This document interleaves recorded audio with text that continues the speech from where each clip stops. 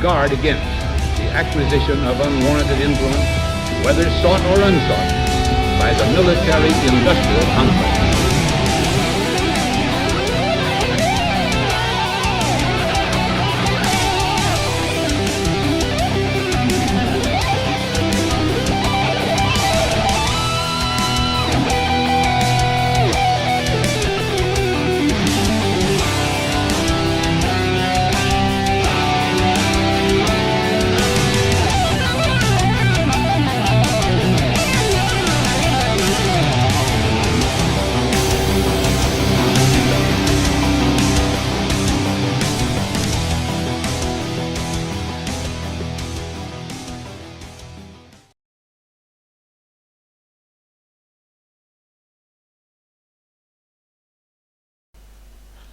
Okay, so we are live with episode 4 of the Anonymous Bites Back Asia episodes.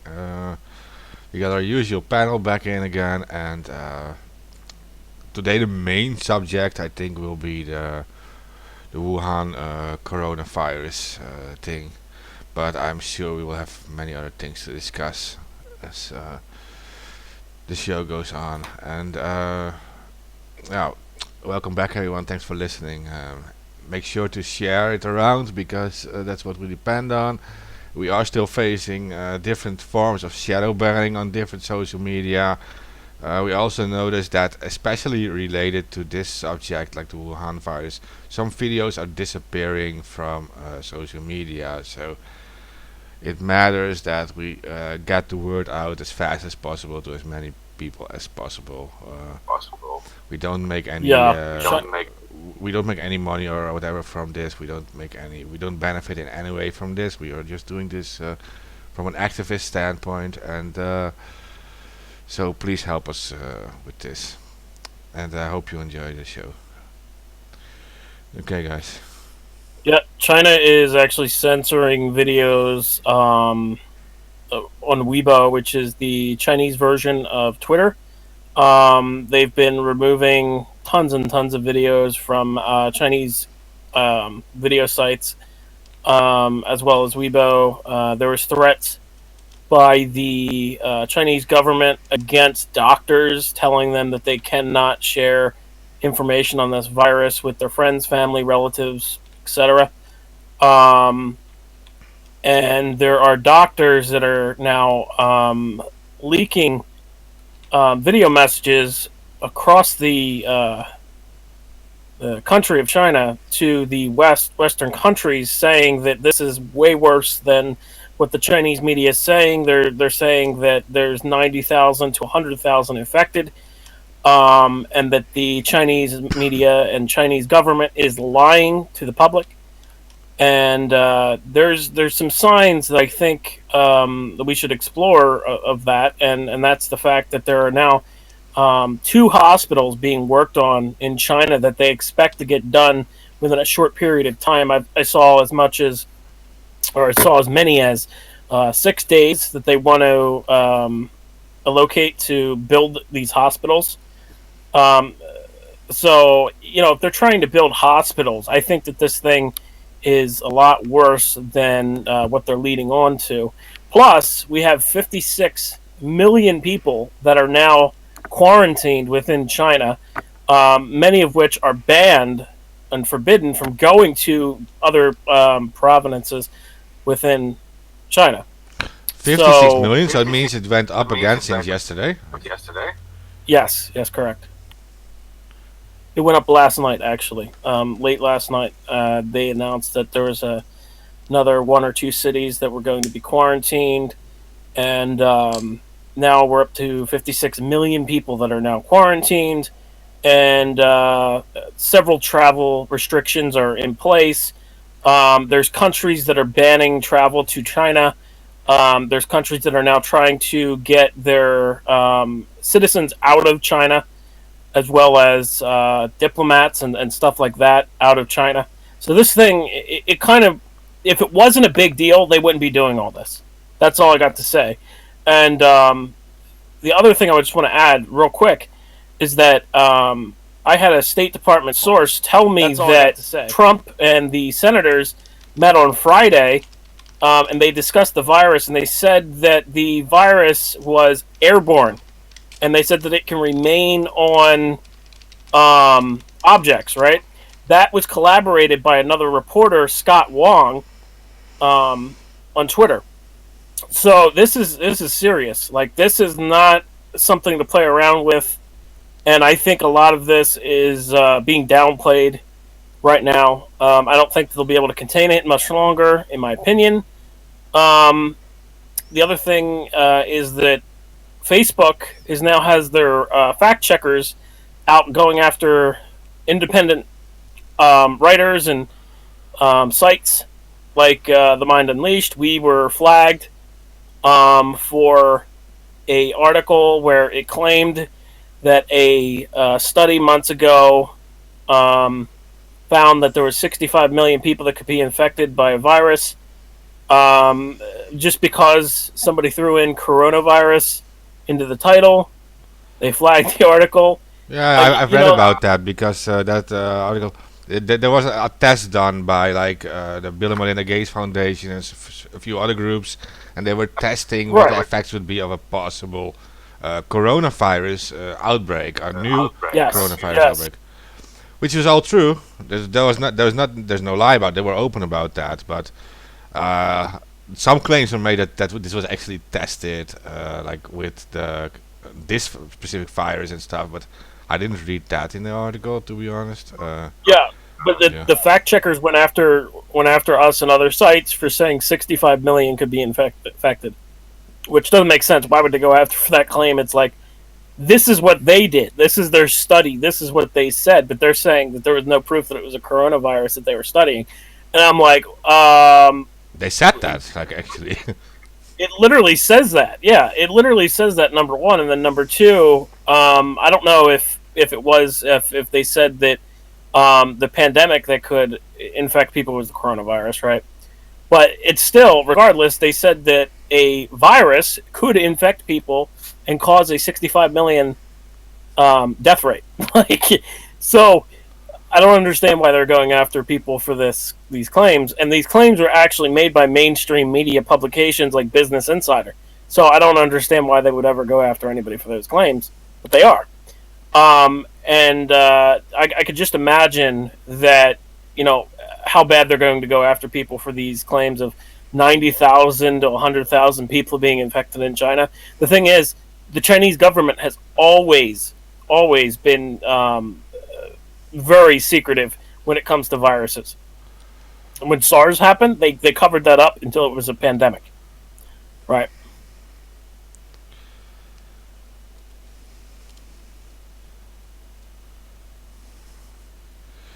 Okay, well, I think that gives somewhat of an intro to this. Guys, like all of you guys have been on this subject for the entire week, I think, and long before that actually. But uh, I don't know what other updates do we have. Tree Fisher disintegrates. Hmm. Yes. So just now, what's happening in Hong Kong that they were the government actually designated an isolation area, which is in fact uh a new public housing, high-rise public housing that has yet to be as residents coming in. So it's like unfinished, a nearly finished public housing resident. They designated as a medical staff is it called dormitory, or basically they let living quarters, so they let them live over there.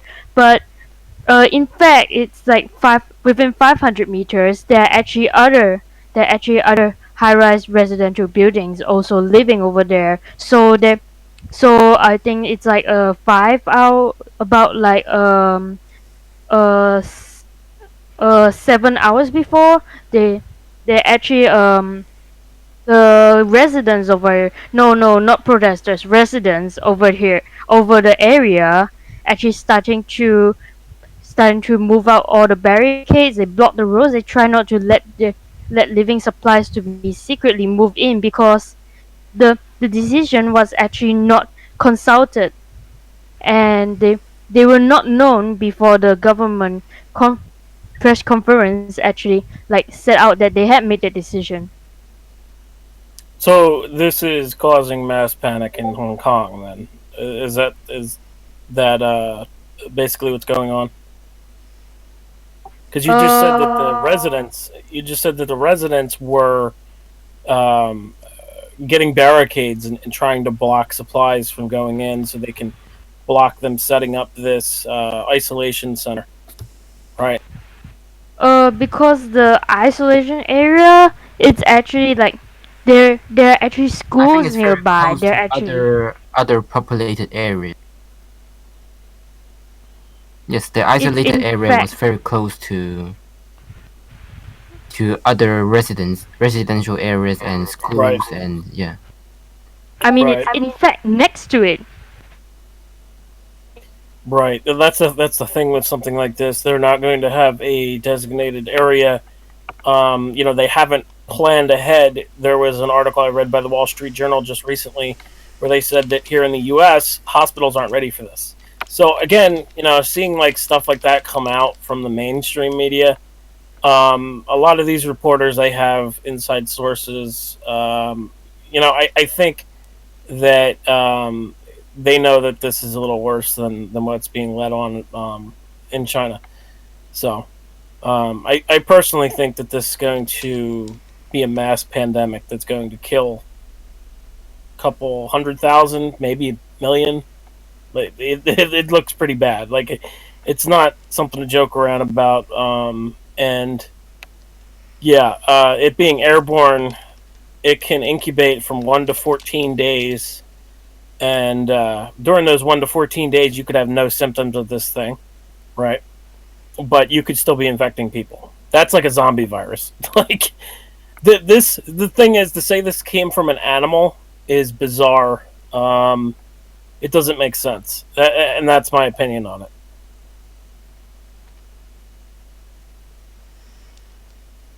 I don't know if you want to jump into the other stuff there, Mark, about the lab in Wuhan now, or where you want to go with this. But yeah, this is a bad situation. So I just wondered, just now you said that last time there were also virus breaking out from a lab, which is SARS. Yeah, yeah, Yeah. yeah, Did they admit that later? yeah. Right. They admitted it in 2004 when they punished five Chinese civilians, and they said it was an accident. It wasn't deliberate. It was an accident. The thing is, China has in the past had these viruses just seep out of the labs and escape. Um, SARS was one of them. Um, And you're talking about that outbreak in 2002, 2002, 2003? And they admitted I in don't. 2000. I'm not 100% sure on that. I just know that it was a SARS outbreak that escaped. Um, I just know that they were looking into the SARS virus, looking into a vaccine in China, and the virus escaped. So the thing is that they don't have proper precautions over in China. In 2017, there was an article written about this Wuhan lab that was just recently built, I think in 2018. I'm pretty sure it was recently built in 2018. In 2017, scientists were arguing that this would be a danger to the public, and they said that basically that a mass virus could escape from this lab and cause a massive pandemic. And the Wuhan lab is actually 20 miles away from where they say that the virus originated in a seafood market. That's the official story, right? But the thing is, to think that a virus like this mutated so fast from an animal, right? It doesn't make sense. I'm reading it now about the whole SARS thing. Yeah.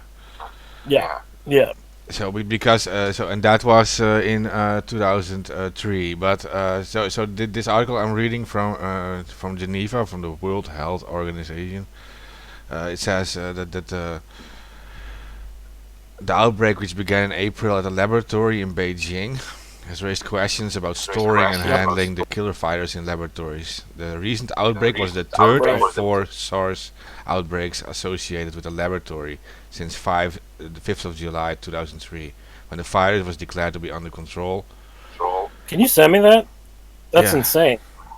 Yeah, I didn't even know that. That's the thing. Like, yeah, they actually give details. They say the outbreak in April began after 2 graduate students working at a laboratory at the National Institute of Virology in Beijing, where experiments using the live SARS coronavirus were conducted in February and March, became infected with the virus.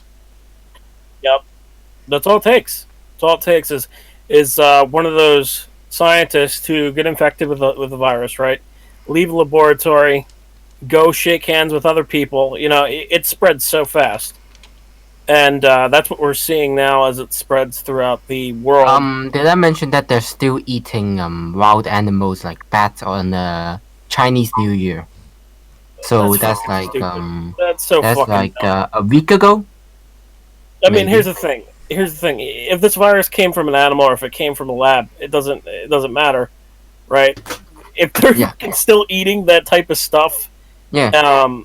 those are bottom feeders, right? Bats, rats, they're all bottom feeders, and that's a great way to get yourself sick. Like, They've been doing that since before SARS. It's a Right. culture there apparently. Apparently, Yeah. different places in China that practice eating wild animals, like raw. They sometimes cook it, but sometimes they're raw.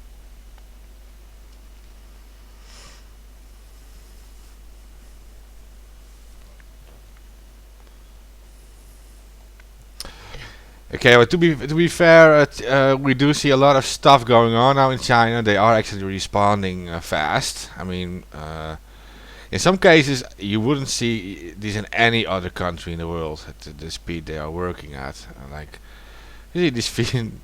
I don't know, guys, if this was entirely true, but that video you saw like hundreds of machines building like a new hospital and stuff. Is that how legitimate is that, guys? Like, you guys may know this a little better.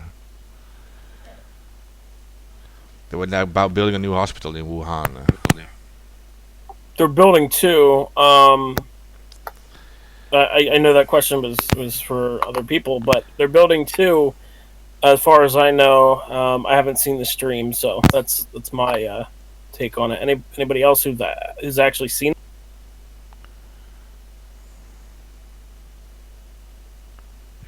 Well, it seems to be true that they're building, but it's more like a very like that's a bit too late, to be honest. It is a bit too late. I mean, It's late, and I heard that it's quite bad management going on because there are like like hundreds of diggers over there. Like they haven't even like Yeah. assigned that. They haven't assigned the workers which machine they're using. Oh Like wow. inside Yeah, it's reports. all disorganized. I mean, that's I mean, like expected. That's it's expected. like it feels like just like building up the numbers and look good with hundreds of diggers. Although yeah, true, they're like building the hospitals. Well, from what I saw that they were actually building the foundations, and then the actual hospitals or the the building itself, right? They already have. It's just a makeshift building. China has the ability to do this through 3D printing. I wouldn't be surprised if that's what they use, especially in a situation like this. Um, so what we're seeing now is the foundations actually being built by the diggers. I don't think that they're actually going to build the building itself. It would take way too long to do that. This is just going to be a quick makeshift building. It's going to be as stable to work in and stuff like that. It's not going to collapse, but I really do think that they're going to use 3D printing to build these things. I don't think it's going to be people over there with brick and mortar. Like that would take too long. It wouldn't be able to be done in 6 days. And there's something to support this too. China in the past has built a skyscraper in 7 days. So that skyscraper they built. First off, I wouldn't trust. I would be scared as fuck being up there, like walking in the different high rises and stuff. Fuck that. Um, I don't know, but there's but no other country in the world that can do this kind of stuff. I can tell you that. no, they have 3D printing. Like they have 3D printing. They use a giant fucking 3D printer, and then they can build whatever they want really fast. And there's other countries that are now using 3D printing, but China is one of the biggest countries that uses 3D printing. So they're going to be 3D printing these buildings. I can guarantee it. Like, there's next to no chance that they're going to be building these with men on the ground. Like, I mean, obviously it's going to require men to move the 3D printed buildings, right, and machinery. But that's how I see this going, and I think it's very telling that they're not building one, but they're building two hospitals.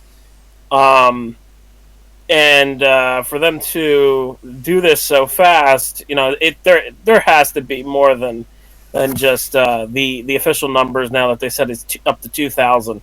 And the thing is, we went from 200 to 2,000 in a matter of like 3 or 4 days, right? Like that's nuts, man. That's nuts. Like this is a pandemic, even though it's not being declared a pandemic by the World Health Organization. This is starting to look like a pandemic. However, like even though they might have the new hospitals, they still have the other problems. Like they are now lacking of medics inside the hospital themselves. So even if they have space there, they don't have enough medics to treat people, or like enough medicines or They testing don't have kits. enough Yeah, masks to cover their faces. yeah. Yep, and then the other problem there that you missed was that they don't have enough, or maybe you didn't miss it, but they don't have enough test kits, which might explain why the numbers aren't going up, right? No, actually, yeah, you can go on first. Yeah, I was just going to say that they don't have enough test kits, and that might be the reason why we're not seeing the numbers increase. If, and then this is a big if the Chinese government is actually being transparent about this thing, which I highly doubt they are, right? But if they are, the reason why the numbers might not be going up is because they don't have enough test kits to test people for these viruses.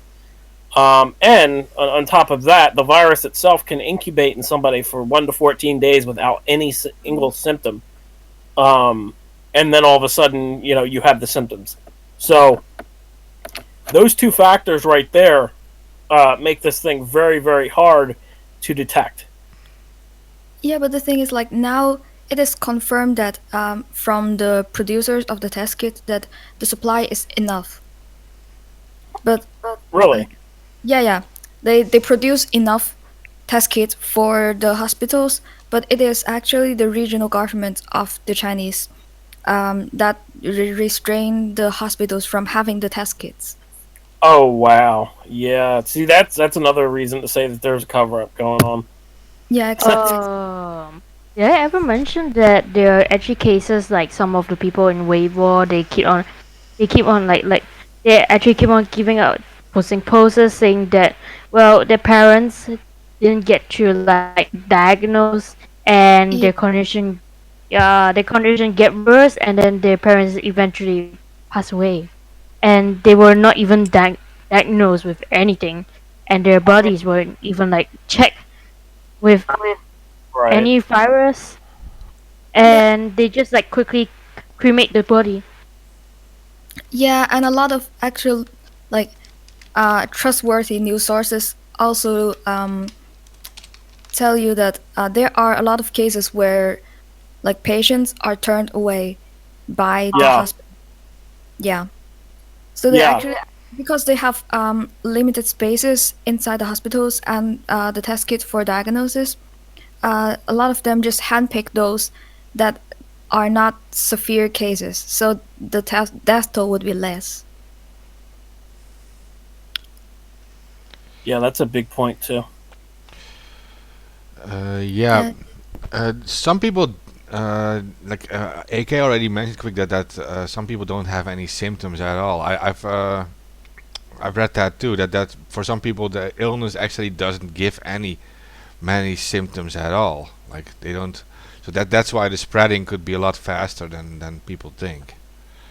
Yeah. Right. And then the other, there's that wasn't just said from me. That's said from the health minister of China recently. Just today. Let me find out his name real quick for you so I can just write.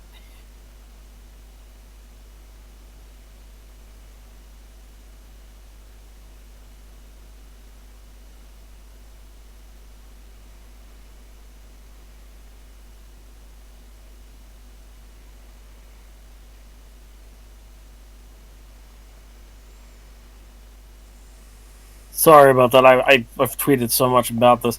China's health minister, Dr. Mao Zhao has said that people can spread the coronavirus before they even have symptoms. He went on to say the virus has an incubation period of 1 to 14 days, which is unlike SARS. Just to point that out there. Um, this thing is, in my opinion, it's the the best virus because it can't be detected and it's spreading so fast. There was a study that was recently done between several labs in the West, London, Switzerland, and some other country, and they said that the virus they estimate is spreading at a rate of every one infected person is infecting 2 to 3 people. Um, yeah, some also say one can get another four like infected. where's that coming from? Because this is from London, and they said 2 to 3. So is somebody else saying 1 to 4 or Yeah, saying but you know, four? a lot of people are doing researches on these ones, and the numbers could. Right. Yeah, I saw it maybe like yesterday somewhere. Well, my question is just do they under or do they actually know like, or are they just guessing? Like I think a lot of it's a experts are bad just situation. doing like simulations Yeah, I according think to the so too. number that were released by the Chinese government by now. Hmm. The report that I was talking about, they also said that by the beginning of February, they expect 250,000 to 300,000 people to be infected, and all the vaccine articles that I've seen where they've been working on a vaccine in several countries, they said that the max it would take to get a vaccine ready would be 3 months.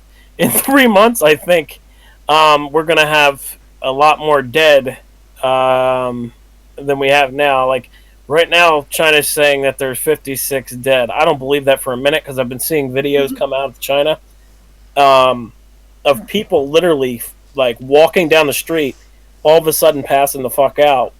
And I saw videos that Annans were posting where the Chinese medical officials were removing dead bodies that were wrapped up in a white cloth from various different residences and also in hospitals. So I don't believe the 56 dead figure for a minute in Wuhan. I think that there's way more dead in Wuhan than just the 40 that they're claiming, and the others are dead around other parts of China, right? I think there's way more than that, in my opinion. I don't know what you guys think about that, but it doesn't add up. Like, you have China building these two hospitals, and then the biggest historic quarantine in history of 56 million people, right? That's never happened in history. 56 million people being quarantined. That's huge. Um, I don't remember the SARS virus. I don't remember how many they quarantined back then, but it wasn't 56 million. I know that for a fact. So I mean, we have all these different things happening. It really does say that this is out of control and it's much bigger than what the Chinese government is admitting. Yeah, they're just playing with the numbers. Like from all Yeah. the sources that you can tell, it's not possible to only have 56 dead and then make that reasonable to contain so many people in one province. It doesn't make sense. It's just that they're not Well, going to diagnose them so that they would not be dead because of this virus. yeah, I saw that there was 39 provinces that were put on You high mean emergency alert out of 45. To okay, I think you mean to be fair, there's no cure, of course. A vaccine will take some time. I know that the professors in Belgium say that it can be done very quickly, but it has to do with testing on animals and then on humans because they need to know the results of using these vaccines. It did help that the Chinese this time provided genetic codes really quickly. The DNA was provided to them very quickly and available open source, so it can be a little faster than usual.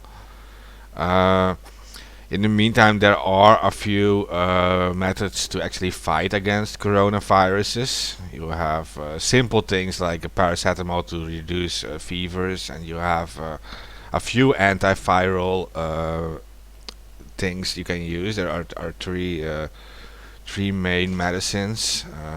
You have interferon, you have remdesivir, you have lopinavir. Three medicines they use against all types of coronaviruses, including this one. But we are waiting for a vaccine, and I know the Belgians said that they can do it really quickly if it's an emergency situation, but they are not considering it an emergency situation. I'm Which is hoping. insane. Yeah, I'm hoping the Chinese do consider it an emergency situation, and they will be able to do it really fast. But Well, the World Health Organization said that they consider it a emergency in China, but not a global emergency. Which I'm like, oh, well, when are you guys going to consider it a global emergency? When there's like 50 countries infected? Like, because right now we got like 14, I think. I'm pretty sure it's 14 now. I could be wrong on that number, right? But I know it's at least 10 plus. Like, at least 11. Last night it was 11. see, like I saw mixed reports, and I've been keeping track of it myself, and I'm pretty sure it's up to like 13, 14 at this point, because Canada just announced, France announced, the U.S. has 3 cases now, just announced this morning. Um, there's a case in Tokyo, Japan, right? There's a case in Philippines, Amber says. the Philippines. Yeah, there's a case in the Philippines, case in Australia. That's I 6. think the case in Philippines was not confirmed. Is it confirmed? No, it was. Yeah, it was. It was confirmed. And there are cases in Singapore, and well, And the I think, yeah, one of the families in Singapore, they go through the border. They go through the border through the into Malaysia, and well, they bring the imported cases there also. Yeah, Malaysia was one of them that was mentioned too. I have a full list of them. I'm just looking for it real. Yeah, well, if in France we have 3 cases, and I'm not sure. There were some rumors about cases in Luxembourg, and there were some worries about some passenger traveling through Yeah, those aren't Amsterdam. confirmed yet. And the U.S. has had three now in California confirmed cases. One of them was an older case of another coronavirus, but the two new cases are confirmed to be this batch. The current list from Al Jazeera is China, of course, France, Japan, Malaysia, Nepal, Singapore, South Korea, Taiwan, India, breaking news. India Thailand, just now. United States, Vietnam, and India. It's not. This isn't gonna stop. Like the point now is to be prepared for what's going to happen, not deny that it's going down. Okay, well, Yeah. India is part of this emergency response group, and they are working hard on a vaccine. But several other groups are creating their own vaccines in their own way. And I know the Belgian doctor I've heard speaking. She said they can be done very fast if under pressure, but normally it takes them about 3 months to finish it. Yeah, the U.S. takes about 3 months if they stopped now. Like if they started doing it now, it would take 3 months. Yep. So I have a full But- list here of countries that are confirmed: China, Nepal, Japan, South Korea, Taiwan, Thailand, Malaysia, Singapore, Hong Kong, Australia, France, Canada, USA, UK, and the recent India case. Yes, all these are confirmed. India as well, just recently. Okay. Just breaking news just a few minutes ago. India is dangerous because it is like a huge, large population area, and yeah, it can spread fast. And their hygiene situation is bad. Yeah. Like the hygiene there is terrible. Yeah. Oh, there's suspicions of a case in Israel. There's suspicions of a case in Africa, and there's suspicions of a case in Pakistan. Oh God! Like this is gonna So be I mean, so bad. I mean, that's the deal with these viruses. And I mean, number one, the incubation rate, you can be pretty well, fine and not even think. Some of the people that are going to spread it just don't realize that they've got it yet. Before you're in a bad fever, or you don't have that bad of a fever, you've already given it, to 14, 15 people in your general environment. And that's if you're not doing anything, that has you interacting with people. We got to get it through our heads. It's already here, right? The virus is already spreading. It's going to spread throughout our populations exponentially, right? That's going to happen. We have to organize. We have to unite, or our medical systems are going to be overwhelmed so quickly. Anonymous Bites Back has responded to in some way, every major natural disaster that's happened over the last 10 years, right? And there has never been a time where we've been in the middle of the shit and looked around and said, okay, yeah, it looks like the U.S. government has got this under control. Not Harvey, not Maria, not landslides, not fires, not wildfires, not earthquakes, not chemical spills. There has been not one thing that a natural disaster or disaster that's happened where we've looked around and said, yep, the U.S. government has got this under control. Yeah, a lot of countries are unprepared right now. Like, for example, I guess 1 week ago, no one could foresee the situation today would be like this. Like around 15 countries having people infected. No one was seeing this coming. And then like 2 weeks ago. I said it would take a week. I was way off. Like I didn't think it would, somebody did say on the show that it would be a few days. So whoever that was. That was me, okay. Yeah, and then you said it would probably. Yeah, and then you said you would expect the number to double in a month. Yeah, I remember. No, I didn't say a month. I said a couple weeks. I wasn't going to give it a month. We'll But- hit a critical mass where you'll see just an explosion of numbers. It'll go from, what we're seeing now for a couple hundred, and then it's exponential. So, I mean, then you'll see entire cities It's already that will have it. 2,000 infected in China alone. Yeah, and those That's numbers are very, but that's I don't think that that's correct either. I don't think yeah, I I think. think China downplaying it. Like add a zero to that, and maybe we're getting there. Well, But even when you hear we've posted some numbers all the way up to 100,000 people infected. Now, that's not 100,000 people dead. That's just 100,000 people infected, is what the doctors on the ground are saying. Now, those numbers. Look, if what I've noticed on here is you'll have people come in and refute it, like, "Hey, those aren't the right numbers. Those are okay." Then show me the video of your street right now. Right, drive by the hospital and show me the picture of the hospital that doesn't show it overflowing with people. well, like we had with the whole Iran hashtag, we're having these accounts that are claiming they're from China. The thing is, China has banned Twitter, right? Like, I'm pretty sure China has banned Twitter, and you can't access Twitter from China. Yeah, we're using So, Tor and VPN and things, and we have our activists here from the region too. Well, in WeChat, oh but yeah, even then, the Chinese government has went through and scrubbed so much. Every time a video even comes, it's fine if you refute a video, right? We can refute them and say, "Hey, this isn't the right one." But what we're seeing is they're refuting it, but then there's with no several. evidence to the contrary.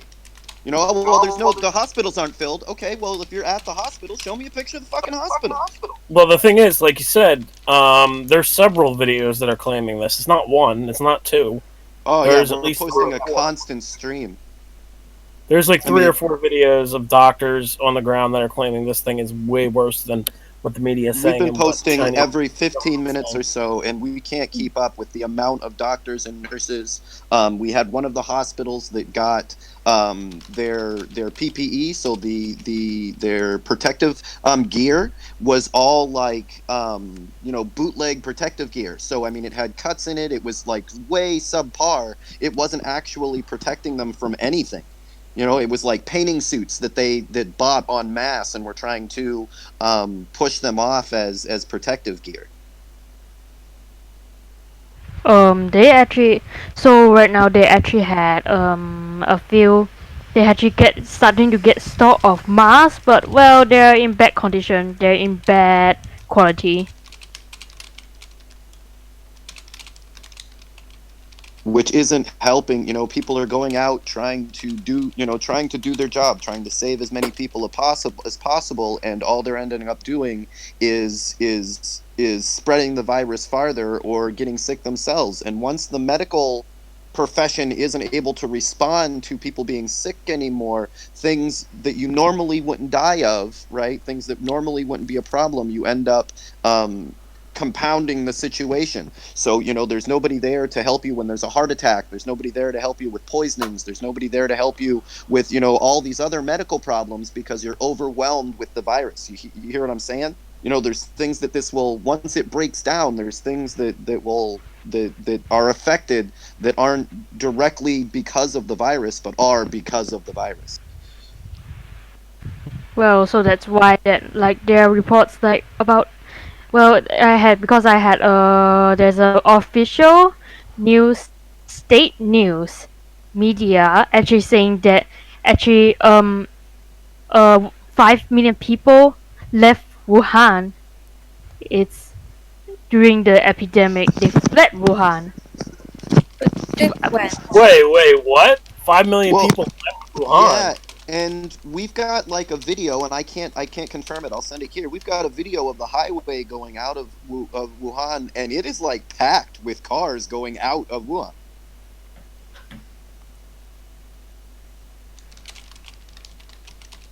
5 million people fled Wuhan to find better medical resources in other areas. They went to big cities like Shanghai, like Shanghai Beijing. or in Guangzhou, Beijing. They basically Yeah. fled to the bigger cities which it's gonna get the situations are getting worse because the big cities are also packed with people.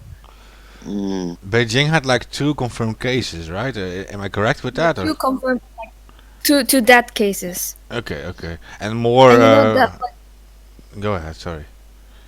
okay, so actually the two death cases were released when there were only around 20 diagnosed cases. So probably they are not people from Beijing. They're just like travelers from Wuhan to Beijing, probably for better hospitals and resources. But yeah, now there are 68 diagnosed cases in Beijing. Okay, and so we saw a lot of videos appearing on social media of like doctors having like mental breakdowns, nurses crying and all these things, and shortages of supplies and all these things. But now I saw videos of China sending in military doctors and new supplies. And uh, are these things being solved in Wuhan now?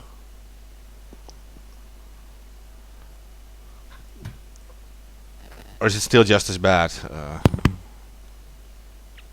I believe it's just as bad because even though if you have uh like those more a little bit more stuff and a little bit more masks, but the problem is the entire time before they have been there, the citizens turned away by the hospitals have been roaming around the city every day looking for new hospitals. They've been like contacting with so many more people.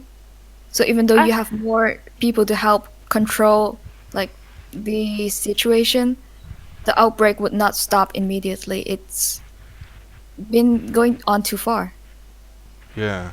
well, there are cases that actually the hospitals turning the patients away, telling them to isolate themselves in home. How you can isolate yourself in home? Like when you're when you're in the city Yeah, they're living telling in them to kill themselves, I guess.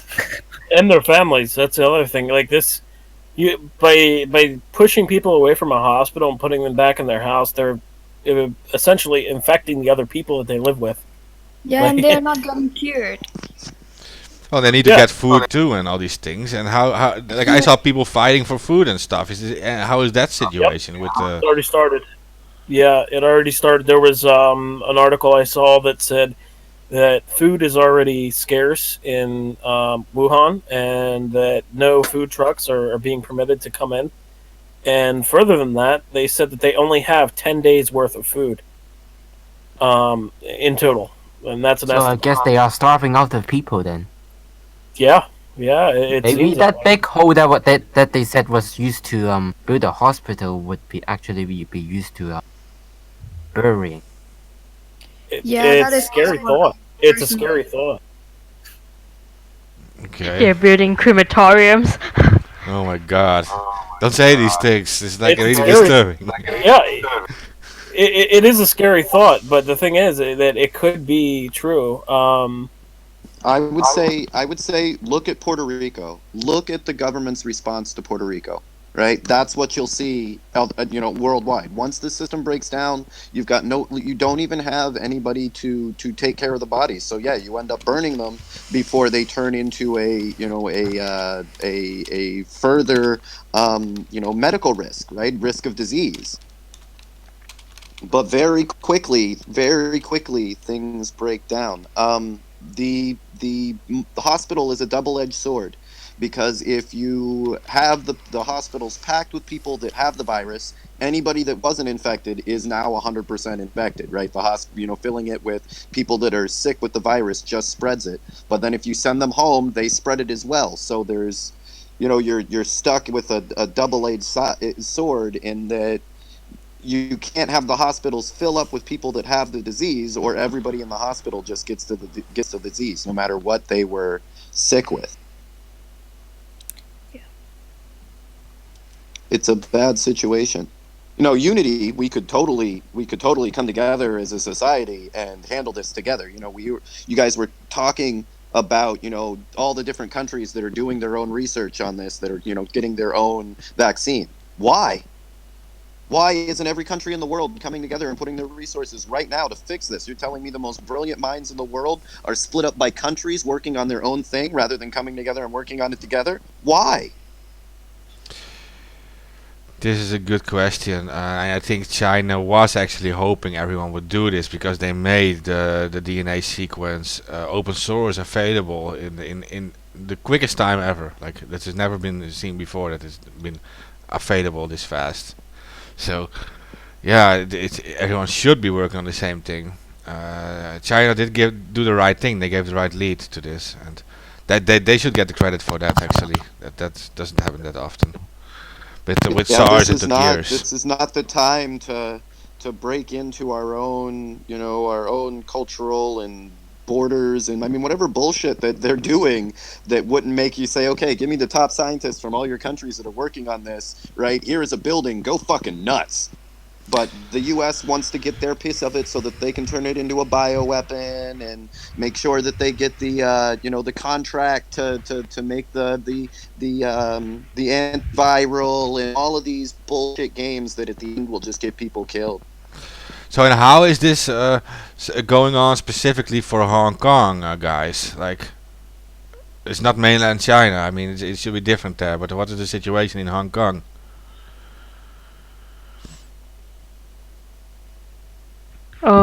Just now I mentioned about the pro the protests in a area in a residential area where they are against the against being having a area designated as isolation area for medical workers in high risk of in high risk of contracting the virus.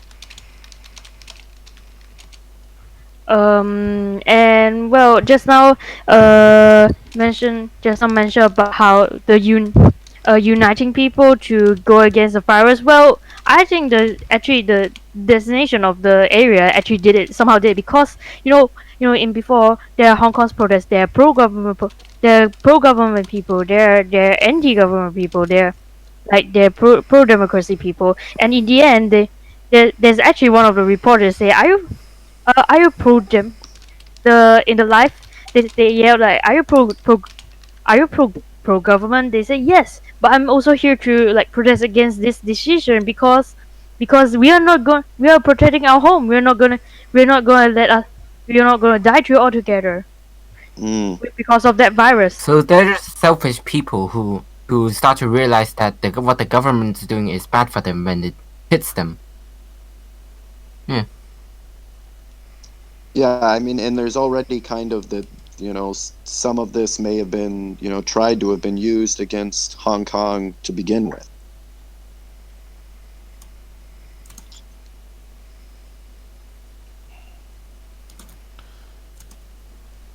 You know, there are a lot of really selfish people that are involved in it. I think that's a great description. You know, people will use a horrible situation for their own selfish needs, for their own selfish causes.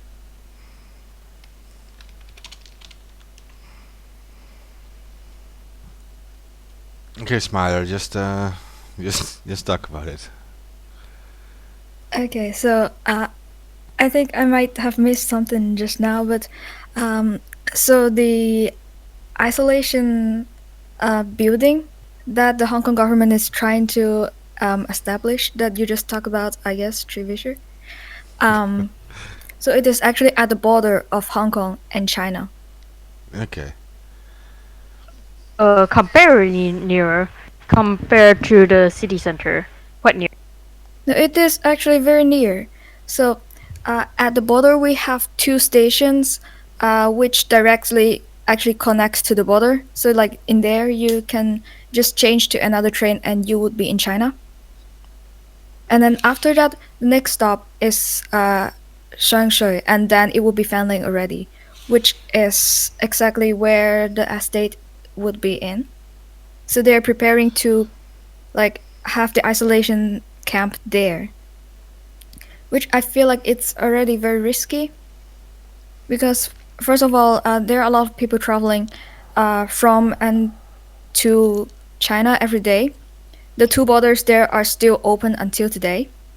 So for one thing, the people traveling from China to Hong Kong, and the other thing, the residents over here, they're actually traveling from Fanling to the city center to actually work in the city center. So from China to the residential area, to the residential area to the city center to the whole Hong Kong.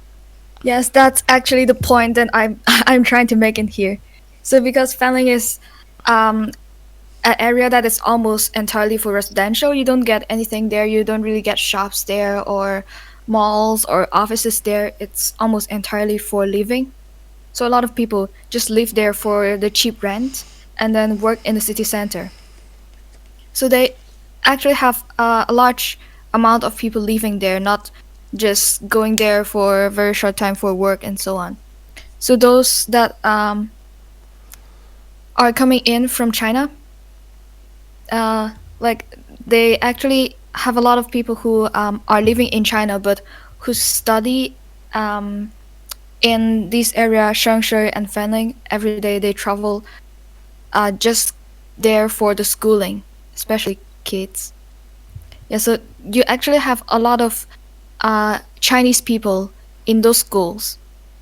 And then if they have been to Wuhan, for example, for the Chinese New Year, and then they might just come back and then go to the schools, and they might not even realize they are a carrier of the disease, and they might infect the other kids at school.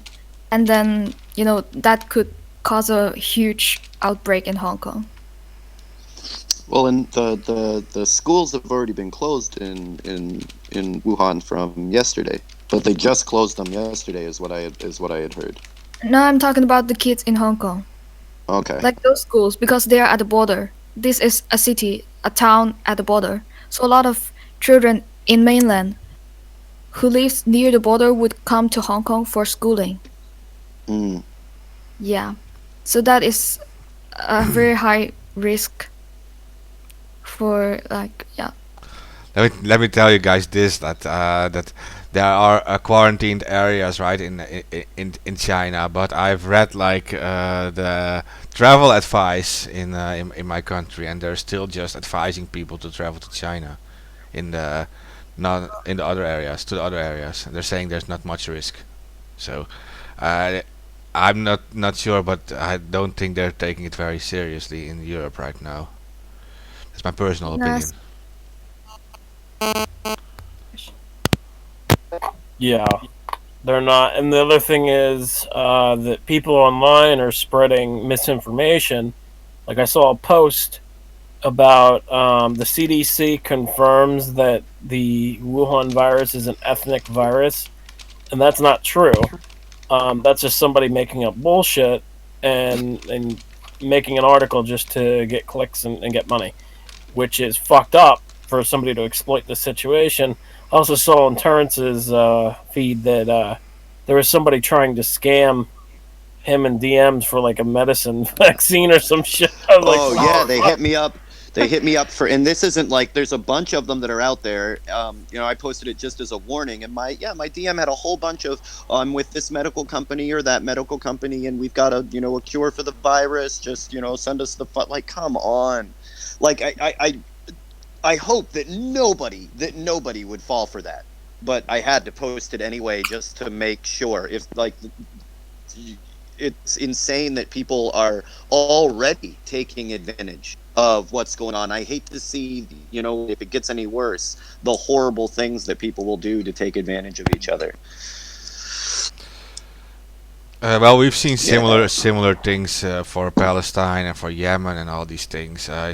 Just people, before you give money to anyone, just inform yourself well about that what are the help organizations, what are the correct organizations to work with, because in this case there are many people going to take advantage of the situation because I think everyone is gullible. Yeah, it is. Yeah. And there's also a lot of disinfo being spread about the actual disease. right, yeah. Do you know the whole the conspiracy stuff, AK? I didn't like it at all because I've seen people, even among our own, doing this. They're mixing it. They're mixing up information. Yeah, they're saying that the SARS coronavirus in 2015 is the new coronavirus. I saw your post and I saw what they were doing. Like, that's why I said I wasn't going to report on that patent, because I was like, well, in most cases these patents, unless you're a medical professional, you can't fucking read them, right? And correctly report on them, right? Like, I don't know anybody in a medical field right now. So, I mean, on my old account, I had tons of people, right? But right now, I have nobody. So I have no source to read these and tell me exactly what's here, as opposed to just believing that, oh my God, they had a patent in 2015, and now there's a virus, and the patent expired a few weeks ago. Like, like Yeah, it's yeah. bullshit, man. Let me explain it real quick for listeners, because that was like a false claim made on like Facebook by some post. I don't know who this person was, but he was claiming that this specific virus was patented before it was released, and so there was like it would suggest that it was some kind of like bio weapon or whatever. But this patent was referring to the SARS patent, and it was a DNA sequence of SARS. But this DNA sequence was only released in 2015. But that is 12 years after the outbreak of SARS, and only then did they release this whole patent DNA sequence. And there's a patent on that, and that is not because it's like some kind of bioweapon. That is because they want to give certain big pharma like licenses, right, to make medicines for that specific SARS thing. Right? Yeah. So they make these patents, and they say like, yeah, pay us big pharma and you can make the medicine, right? That's how they do it, these guys. Which is probably we shouldn't trust people that make their money off of us being sick. It just seems like a bad deal. Yeah, that's true. I mean, it's also like super bad. I mean, it's also like super bad that they give like patents and all this stuff away. But it's not unusual. It's not like it does never happen or something. It's like it's very different than and they're trying to connect it to a completely, I mean, not a separate disease. I mean, it's in the same family, but they're trying to connect it to something that it's not connected to. This is its own pathogen. This is its own virus with its own genomes. Yeah, right. Yeah, and they're trying to connect it to previous viruses to put it as a bioweapon.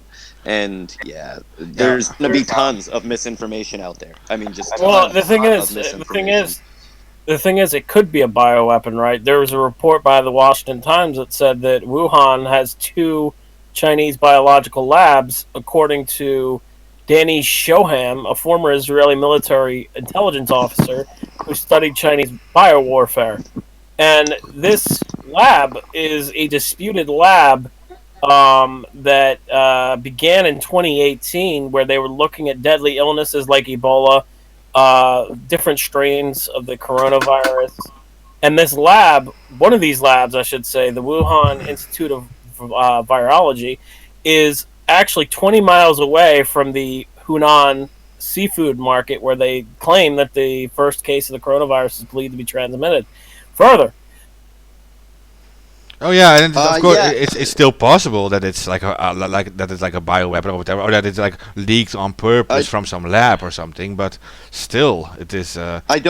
I don't think, and I don't think that in one way or another affects our response to this virus in getting out information, in keeping people safe. Like, we'll figure out where it came from eventually, and just because something, I'll give you an example. Look at smallpox and being used against indigenous people, right? They didn't invent smallpox to be able to use it as a bioweapon. Right? You just have to sit back and not do anything when an outbreak happens, or try to control where the epicenter of an outbreak is, right? To have the effect on the people there that you want, right? If you want to take their shit, you try to make sure the outbreak is there. We know that but China... I don't want to get... Wait. We know that China has in the past had very poor capabilities for keeping these viruses. And in 2004, China punished 5 top officials at the Chinese Center for Disease Control, or the CDC, not connected to the U.S. CDC, for the outbreak of SARS. And they said that investigation found that the release of the virus was due to negligence of 2 CDC employees who were infected, and that the virus was not deliberate and it was accidental. But, we do have that knowledge. And Mark earlier said something, if you want to repeat that, what you said earlier from the Geneva documents. Oh, yeah. That was the World Health Organization, and they said like it happened 4 times that a certain virus, it was the SARS virus, was spread because it was leaked from a lab, and that the fourth time it was actually two students studying the virus, and they became infected with it, and that's how it leaked. And this was from Yeah, the that's world. all it Yeah, takes. I mean, governments in general have a really bad record of being able to contain bioweapons. Look at the spread of on ticks that you get on deer ticks, Lyme disease, right? That was spread from the U.S. playing around with biological weapons and how to spread them. Uh, there's really not a good reason for our governments to be fucking around with bioweapons to begin with. Right? Like that's probably a bad deal all the way around. Well, in 2015, The Scientist, a magazine for science, basically reported that there was a debate between lab-made coronaviruses, saying that these could trigger a mass pandemic if they were to escape. Um, and in the article, you can read it. It says basically that testing the SARS coronavirus risk a lot more than gain of research. Mm-hmm. Yeah, I believe it. I mean, guaranteed. You can't give me any example of a time that the government is fucking around with bioweapons, with chemical weapons, where 20 years later you're like, oh, I'm real glad they were doing that. Because in all actuality, you can't use biological weapons in warfare. You can't use chemical weapons in warfare. So why are y'all doing that? Yeah, and the other thing is that in July of this year in Canada, a husband and wife Chinese spy team were removed from a level 4 infectious disease facility in Canada for sending unknown pathogens to the Wuhan facility. Just to put that out there. And wait. Yeah. And wait. And the coincidentally enough, the husband actually specialized in coronavirus research. So make of that what you will. The Chinese government is officially now stating that the coronavirus cannot be contained and people can spread the deadly pathogen before they're symptomatic. Yeah, I guess I mean that does kind of call into question several countries' response to this, but that's an official statement coming from the Chinese government. Yeah, they said earlier, the health minister said earlier that the virus can incubate 1 to 14 days without symptoms and can still be passed on from person to person. So, I mean, that's not.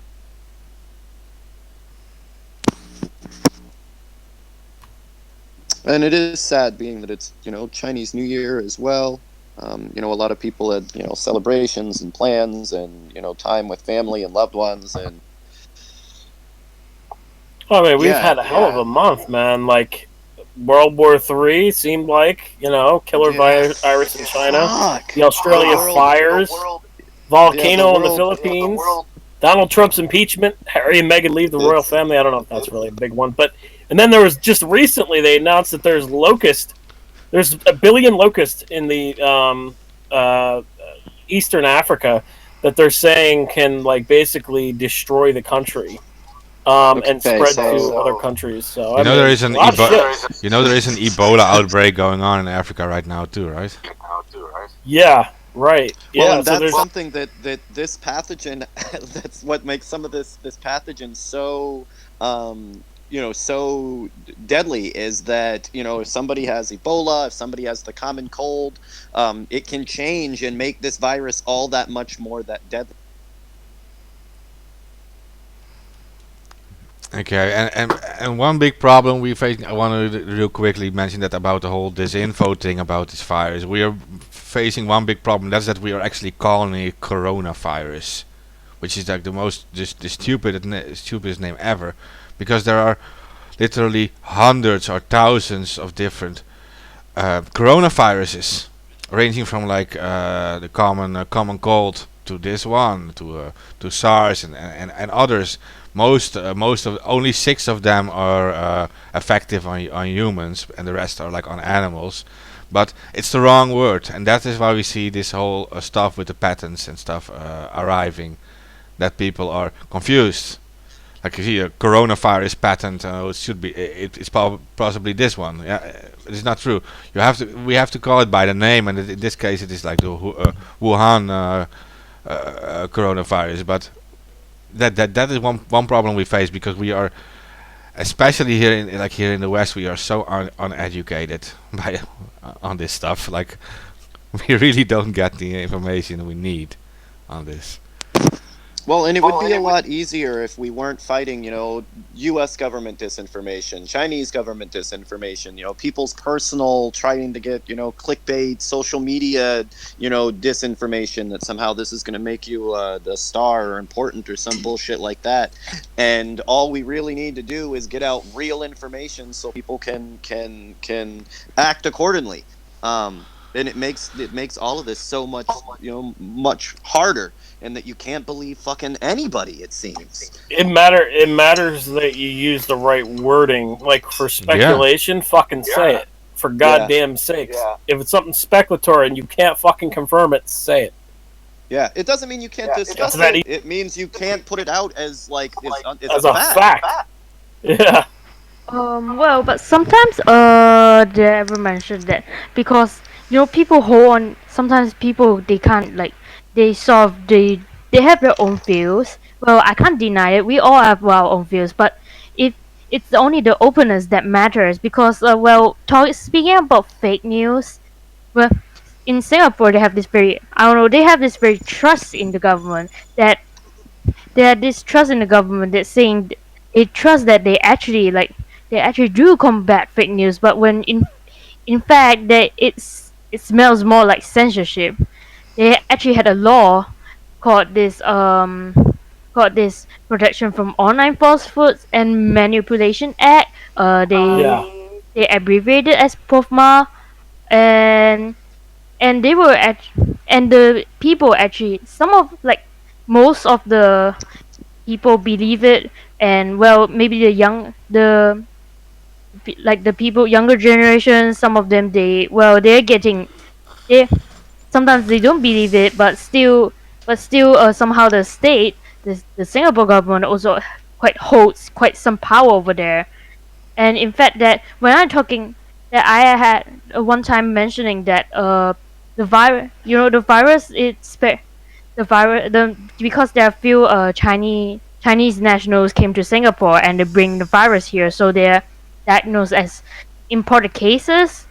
And then somehow because the Singapore is very near to the Malaysia border, so that the family, like two of the members, they actually diagnosed in Singapore, and then the rest of the family members they went to Malaysia through the border, and also became imported cases of Malaysia. And Yeah. I told my relatives. Well, I'm having because I'm also having my Lunar New Year over there.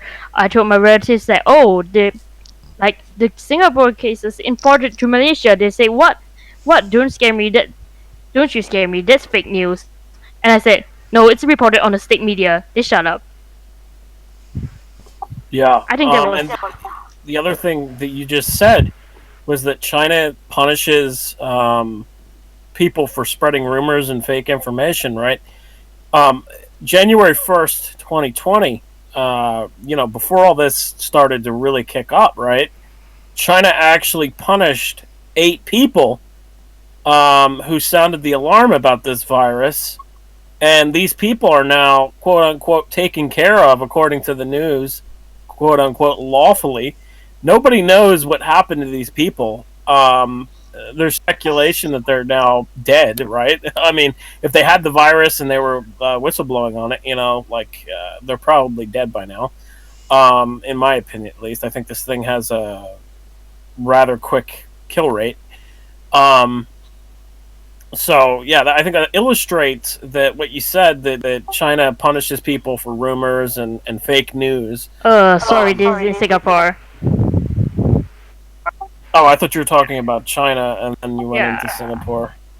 Sorry, because I was mentioning about the virus date. Because we always have to keep on because we were talking about news. We always have to keep an open mind to it. We can't let's say even though it's like a reliable, creditable source, we have to give an open mind to the other narrative,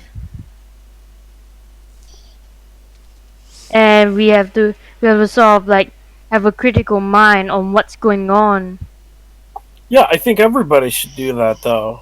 In my opinion, I think everybody should keep an open mind and always take in information, and then develop your own opinion on something. I don't think that you should ever isolate yourself and say, "Oh no, that can't be possible," because if you do that, you are basically taking your own um, ability to learn new things and just saying, "No, I don't want to learn this." Well, and with some of the videos that we've had coming out um, from the outbreak, um, we'll have people immediately get on, and it's obvious they're government agencies or government agents looking for the people that are speaking out. So they're not trying to discredit any of the information. They want to know, oh, which doctor was that, which hospital were they at, which housing unit are they at. They want names Right. and locations and all of that. They're looking specifically to arrest them, to shut them down. So we have to be careful, even when sharing information, that we hide as much personal information as we can and still expose the truth, the information that they're trying to get to us. But I was really shocked on the amount of people that got, and the amount of agents that got on there. And you can tell an account that was made 15 minutes ago, right, that all they want is the doctor's personal information. And you have to ask yourself, do you want the truth, right, or are you trying to find out where this doctor lives? Right? The truth should not matter, no matter whose mouth it's coming out of.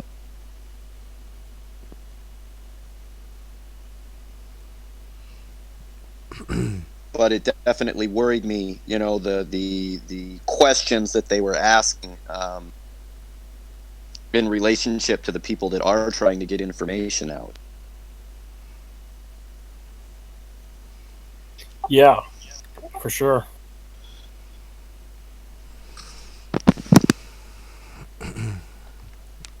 It's all very worrying, very worrying. I wish, if we've got any listeners on, I've been reaching out to some doctors and virologists, but, if there's anybody that wants to come on and, with some credentials and speak on the virus, how it's spread, some science information about all of those things, we'd love to have you on and get that truth onto the internet. The best way to fight misinformation is with real information. True. Disintegrates. Are you here? Yes, I'm here. What's up? Amber is asking if you can give some updates on the protests. Right.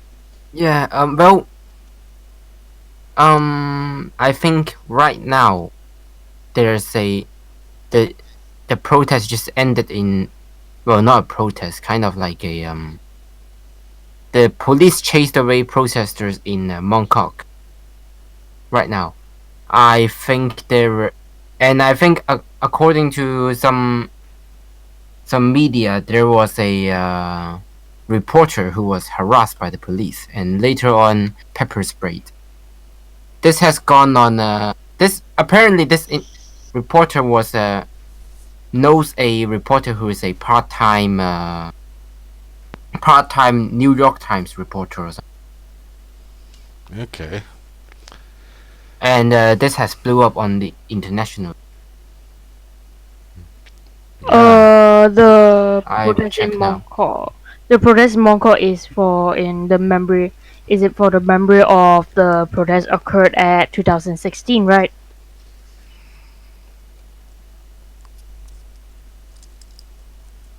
Yes. Because yeah. Because in 2016 there was a protest. It's one of the most influential protests that sparked the localism in Hong Kong. Okay.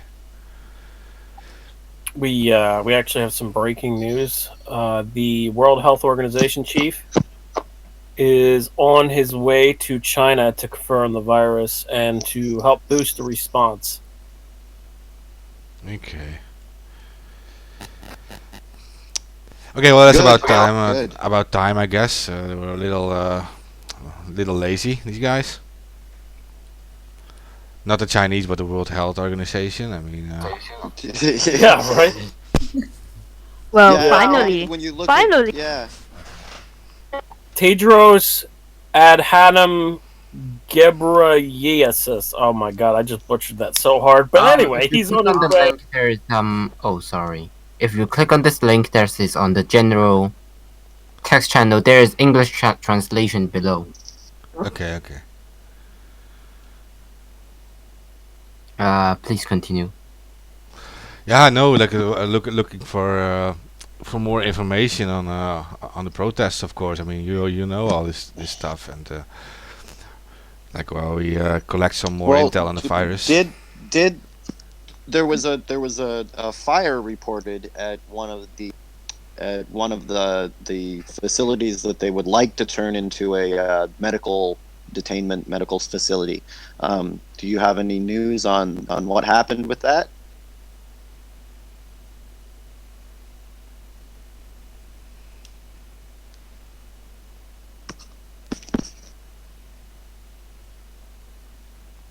Uh,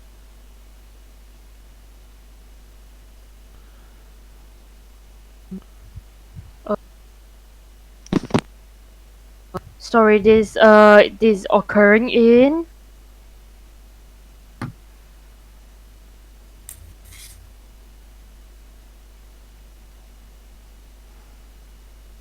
Sorry, I'm having a little bit of connection issues here. Not sure if you guys can even hear me. He said something about a virus, but I know Three Fishy was asking where was this occurring. So I'll find the name of the city. I thought it was in Hong Kong that the detention facility, the medical facility, was supposed to be being built, where it was being turned over or turned into at a hospital that was turned into a spot to hold coronavirus patients, and I thought that there was a bit of a standoff, and it had ended up getting burnt down. oh my god. But I will the town that this happened in. Oh, okay, that is a difficult name of that guy of the World Health Organization. Oh my god.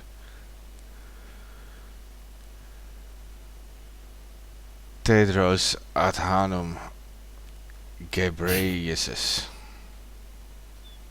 Okay, and yeah, I think Al Jazeera actually did report on this a little bit.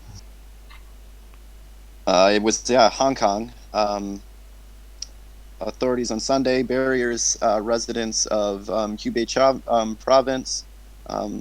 There was a center that was being built for the coronavirus outbreak entering the city, and yeah, they said protesters set fire to the building earlier today.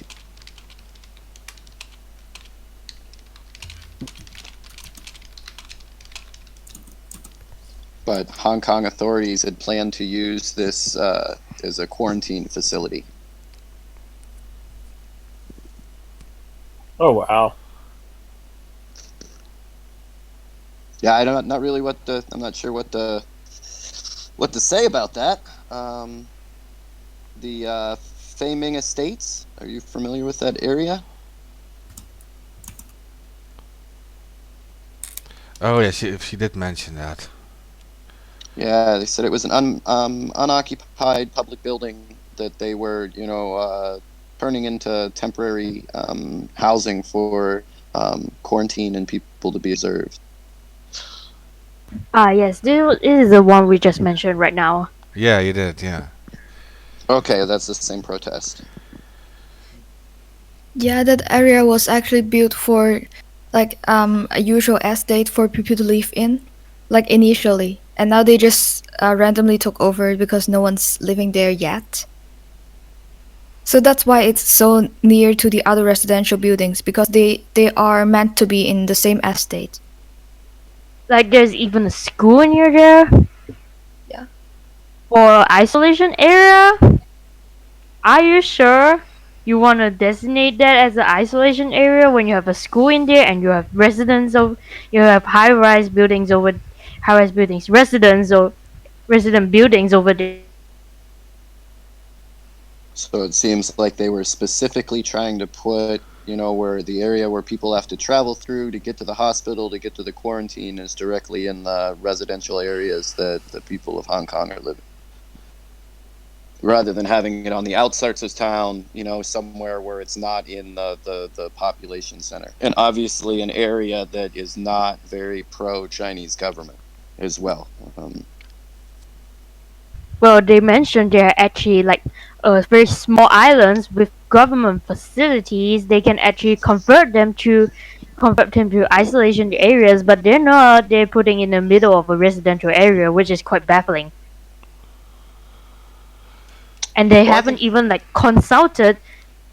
They even haven't consulted the public opinion in within the area before they actually made the decision public in a government press conference, which make things worse because suddenly my it's like suddenly the area I'm living in becomes some sort of like isolation area.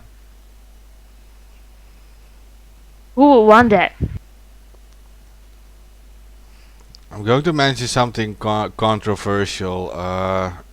This I'm not sure about this, but I am reading this now from Uyghur Muslims. Uh,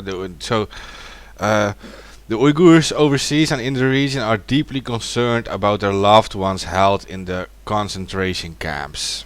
That's what they call it. And this turned into a horror since after the coronavirus spread through the Uyghur region, China shuts down the movie theaters, but not the camps. And he says, "Think, virus threat in camps is the Yeah. hashtag. Virus Yes, threat." I think there was a some kind of flu over there in the camps. There, something about it spreads from swans, maybe. I saw one news article about it and then nothing.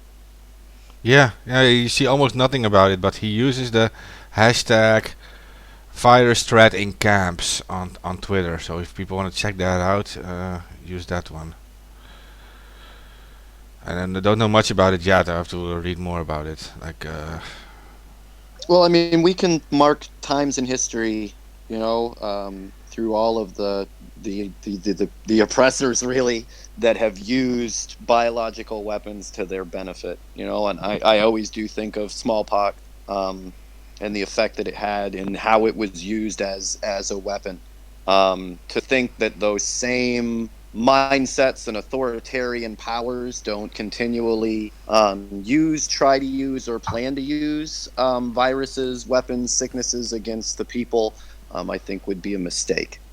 These are the people that use biological weapons. So when we're dealing with this, we can deal with the problem, but we also need to look at why authoritarian, psychopathic governments need to be holding on to huge amounts of viruses, diseases, again, chemical weapons, all of that nastiness. They can't be trusted with them.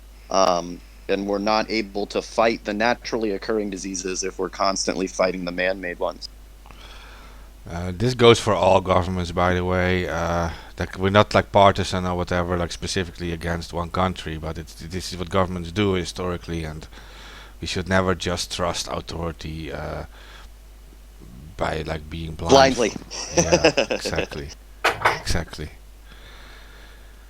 It's just how it is. Yeah, I'm not saying you're poisoning me now, but you've poisoned me in the past, and you've got plans to poison me in the future. I'm just saying I should be wary. You're all just as guilty. Yeah. If you're listening to this, you know who you are.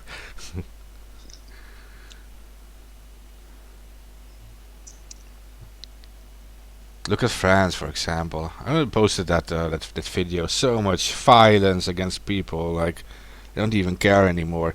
International community is not even mentioning it. Constant violence against these guys. On the street. Yeah, great. And it doesn't matter how blatant it is. It's insane that. And then these same countries will turn around and take some sort of moral authority in how other countries are running their their countries are somehow uh, Well, what's less crazy? of human rights violators than they are right there.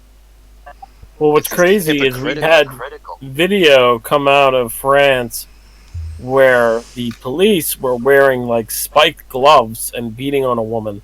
Like, Dude, what the being like fuck are they doing? some old lady who couldn't even defend herself. Like the 10 police guys beating Yeah, her up, and like, what the fuck, man? with spiked gloves. And then there was another video of a cop and another cop like organizing tripping a woman, where she almost went face plant into a pole. I mean, like, it's fucking crazy what's going on over there in France. This other young girl, she was like trying to get away from it, and this police guy was pushing her, and then this police guy just kicked her, and she just fell on the ground. He just kicked her to the ground, like out of nowhere. She wasn't even doing anything. Yeah, you Like, think, there's so when many. you're in the locker room, like putting on your spiked gloves to go and beat people up at a protest, like you got to feel like you're on the wrong side of history. You know, if you're putting on spiked gloves and you're not a fucking gladiator, you're probably in the wrong.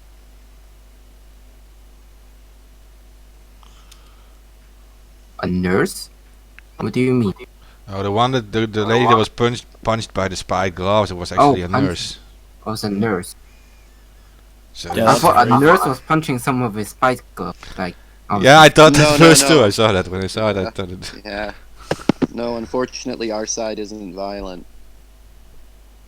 No, no, healthcare workers. Yeah, I mean, like, it's like, We're not. disturbing. Yeah, we're not loading up with spiked gloves to go and single off fucking cops and beat the hell out of them. Where that's exactly what they're doing to us. Yeah, of course. Well, this is in France. This is in France. Yeah, yeah. I know the same stuff is going on in Hong Kong, but I know that this was. Like it's Go ahead, go ahead. yeah, it's been happening for a while in France. So since the strike in late December, I think that was when like it started to go really mad again. Well, because it seems like when things get repetitive, like this police brutality gets like repetitive over and over again, it's not really eye catching to the media, and they start not to report it. Now you see, now the headlines are filled with all the virus. We can't even see the ongoing police brutality all over the world. You know, when Yeah, you look at it, and there was, when you think of some of the police beatings that we've seen, that even 20 years ago, when you would think it would be more violent, would be unheard of, right? It won't even make the news today. Rodney King's beating was like a national, international story, right? Rodney King's beating is day-to-day life now.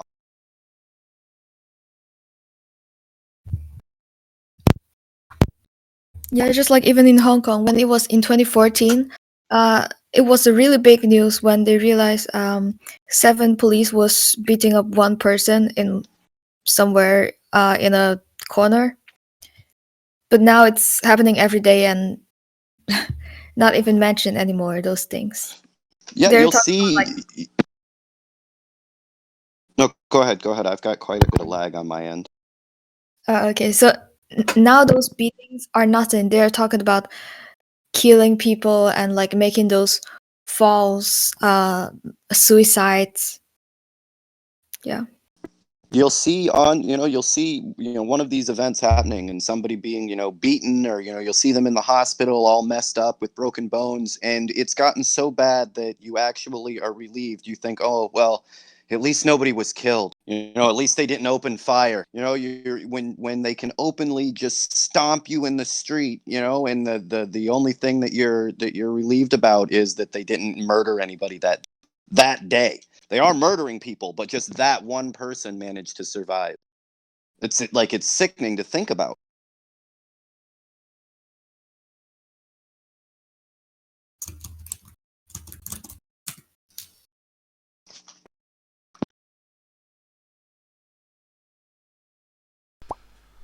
What's more sickening is that the international community is doing nothing against that whole situation. Especially like in France, you hear no one speaking out like against it.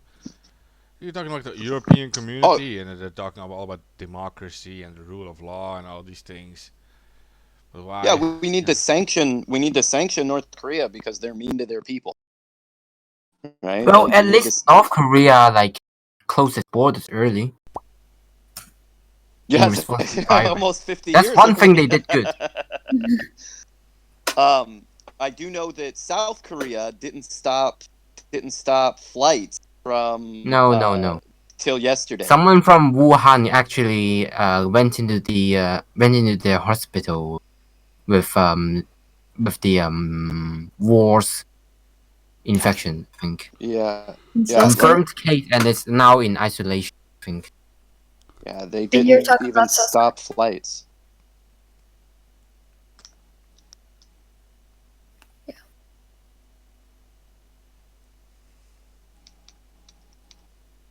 And I mean, on top of it, I've had quite a bit of people not being prepared because of just straight up racism.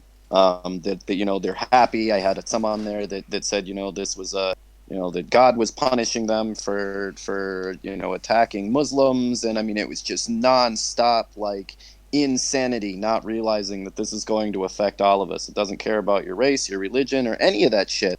But boy, they were right on it right away.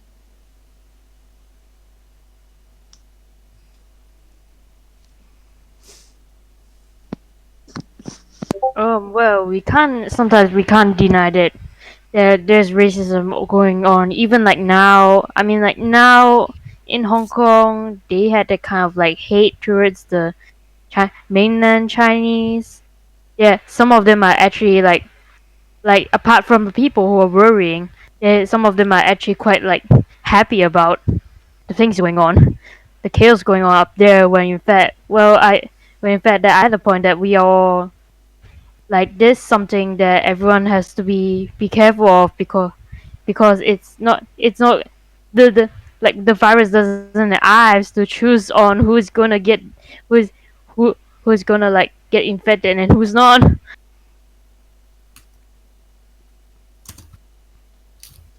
Yeah, and talking Yeah. about like those racist things, I gotta bring in this about the law in India, CAA and NRC. Have you guys heard about that?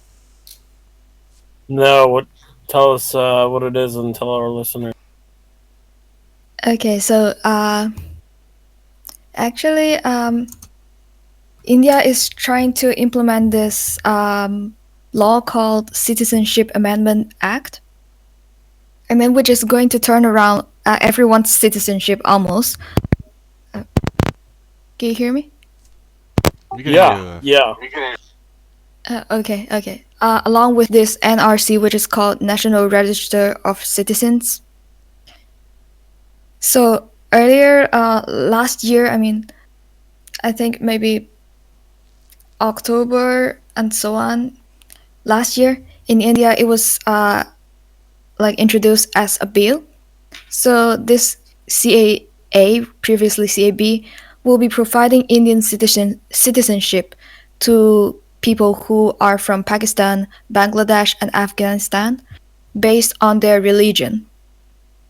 So they're saying like if you are non-Muslim, you would be like introduced as a bill by this. So act. This CA. So once you step in, CAB, Pakistan will be providing Indian citizen, no matter which country you are from these three, they will start treating you as a citizen. So, however, if you're Muslim, then you're not in that batch. Who could be one of them? And then there's the NRC. So that the NRC does not have anything to do with the religion, but it is a law that would aim at illegal immigrants. So they are saying we need your papers proving that you are a citizen, only like valid if your ancestors or you yourself have lived in India on or before March 1971. So you need your papers that proving you or your ancestors lived there in 1971 to be a part of India. like to have the citizenship, or else you'll be shifted into that CAA, which would treat you as an immigrant. So Wow. yeah, yeah. The problem here is that there are a lot of Muslims people, and they might be only immigrating to India after 1971 because it's been 50 years. So there are a lot of people migrating over the time. If they can't prove themselves living there before 1971 and they're Muslims, then their citizenship would be taken away immediately. So that's Well, we saw. I just want to ask you: is this? Do you think that this is a result? We saw that there was police in India that were shooting protesters, like with live ammo. yeah. Do you think that they were protesting this? Yes, exactly. They are protesting against this law. Wow, and they're shooting them. That's insane. Well, you'd think, they could just apply that policy to Kashmir and fuck off as well, right? If you're no longer a citizen, you've got none of those rights or anything, they should apply that to Indian occupation of Kashmir. You're not, if you can't prove that you're a Kashmiri citizen since 1970, you got to leave, right? Yeah. Yeah, and they're actually doing it not only in that region but the entire country. Yeah, I think what Terence means is that the Kashmir region should actually do that to Indians as a result. Yeah, because they're occupying India right now. If if the deal is that if you're not from here, you got to go back to where you came from. Well, then feel free, man. Fuck off. Yeah, Yeah, that's depends on crazy. who have the biggest army. That's always the story, isn't it? Why are you here? My Well, army because I've got a bigger your army than you.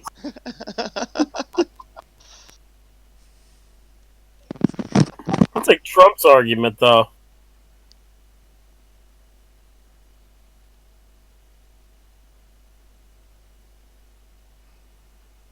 That's crazy though. That's a whole nother level of control. Like It's different, but that shit smells the same to me. Like we've Yeah. seen the same racist authoritarian governments rise and fall over and over and over again, and they never seem to learn from their mistakes. Yeah, and actually, a lot of these problems are global problems, like discrimination against Muslims, and then also police brutality, and then freedom of the press. Yeah, a lot of these things. We just hear about our local news and not about the entire world. That's why we don't know it's always out there at the same time. Yeah, I think it's actually a very good time for us, whoever we are around the world, to connect together and like fight against these things all together. honestly, I won't be surprised if China tries to blame the Wuhan virus on Muslims and say like this was like an ISIS attack or something. Like I would not be surprised in the least because China is. I know we're jumping around here, but China um, is currently keeping at least 1 million Uyghurs in a concentration camp, and it is a concentration camp that has been confirmed. Um, and it's not a traditional concentration camp, as in they're killing people in this camp, but they are working them, and they do keep them in this camp, and they are not allowed to Well, leave unless they want to convert. concentration camps don't necessarily have to be death camps, but all death camps are concentration camps. Yeah, that. Yeah, even in the Nazis' time, they didn't intend at the first place to make it a death camp. No, they were going to no. send everybody to Morocco. No, I'm not Well- playing. That was their original plan. Was they were going to send. Their plan was to send all the Jews to Morocco, and Morocco was like, but why? Did they own Morocco that time? No. They just picked this place out then of nowhere. why? and we're just like, oh, we'll give them their land. They're not going to care. Yeah, but as we've discussed before, the Greek word Holocaust, it literally means sacrifice and fire. And they actually planned the camps and everything. It's it goes into the occult stuff, and I don't want to get into it now. But Well, even then, like, you basically, know, it does. They also build a cult shit to, you know, to make themselves feel better about what they're doing. So they were already going to be murdering people, right? And then, you know, within that, they make a whole occult structure to go along with it, right? To make themselves feel better. You know, you could view, you know, slavery in the U.S. and kind of the Christian manipulation of slavery in the same light, right? That you're doing something absolutely horrible, but to make yourself feel better, you put a religious overtone with it, right? We're not doing this because I'm a terrible person. I'm doing this because it says this in my holy book or my religious followings. And well, it's just something that you. the Nazi SS were very much into the occult. Yeah, but there were plenty of worship- Nazi SS that were just straight up murderers. What I'm saying is their Yeah, actions right. always No, seemed, no. I'm talking about the leaders of the Nazi SS. They were very much into the occult. They worshipped what they called the Black Sun God, and Hitler was very much into the occult as well. He would talk to the Thrill and Vril Society.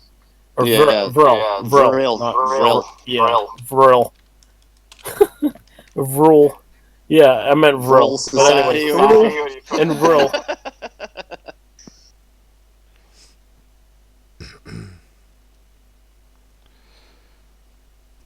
Okay, guys, we mentioned a lot about the virus now, and we mentioned the protests. Smiler, a tree fisher, disintegrates. We have to mention other things. I think you guys prepared other subjects, or were these the main things for today? Oh, sorry. Just now, we were talking about the national identity thing, right? Yeah, yeah. So basically, I was sort of reminded that it's come the identity because it comes with I think it comes with a ID and it comes with biometric data also. So it's a Yeah. so whenever I get through this kind of like their program is called what Aadhaar and immediately I found like their data it's actually they can actually have personal data with the Aadhaar ID. They sold in alternate markets as little as 500 Indian rupees. That was that's a report in no, that was a report in Forbes. Yeah, it was leaked. I remember reading that. Yeah. It was quite, and whenever we talk about identity, the national database identities, it's quite an issue because well, on one hand they're not like national databases are not necessarily safe because they're actually a very good attack target if to my very limited knowledge. And on the second hand, the people are actually not aware of protecting their privacy in like let's say developing places. So, I mean, basically, she's saying you can buy Let's an say entire person's, you know, personal developing data for about places. $7. So, Wow. Yeah, national database seems almost impossible for a country like India. I mean, it is. There are very big regions in India where they're still like dealing with actually building an electricity system for the region. There are people actually using candles and stuff to just light their homes and things still to deal with. I mean, they said the program is very convenient, very being convenient because they're dealing with like let's say one two three four. They're dealing with quite a very large population. How many is that? About a billion people. Yes, billion. They're dealing with a very large population. And they said that this this Aadhaar is actually helping them to do like let's say government transactions or ledgers whatever far much more faster because they don't need to like check on the They don't need to write everything on a books. They just need a digital identity to give to everyone in the country. When but there was one thing that they yeah it's like the security is one very concern. We even like to my very limited knowledge of like technology, we are not even like harnessing how to protect ourselves from all these attacks in online. No. Yeah, and especially a problem in those developing countries because they don't really care about their personal details because It's not they don't care, it's they are not they educated. don't They really care educated about their about personal details. how the importance of keeping the privacy. Yeah, you could see it that way, but because they're not educated about why they're important, that's why they also don't really care much. So I have friends who are Indians, and whenever okay, so they're saying whenever you give them benefits, if you get them like 30% off for some product, for their phone numbers and emails and stuff, yeah, they will be very happy to give you everything. Okay. Like, yeah, it's just a one-time thing. It's a one-off thing. So they could do that for many, many times. They So don't they really just care click on about. every one of those internet ads. Like you just want an iPhone and they just click on it. You get like special pop-ups to click on. Oh, you're the 1 millionth viewer. You get a free iPhone. Everybody gets a free iPhone. Just leave your credit card number. Yeah, congratulations. A Please lot of don't enroll your personal details. yeah, a lot of people back in like 20 years ago would fall into those traps, and now you don't see it in more developed countries, but in less developed countries, it's still happening, and people will fall for them happily. Well, I'm in Singapore, and there were still like calls saying that, oh, your credit card is locked by DBS, and it was when it first come in Chinese, come in Mandarin, and then it come in English, and we're like, wait, I don't have a DBS account.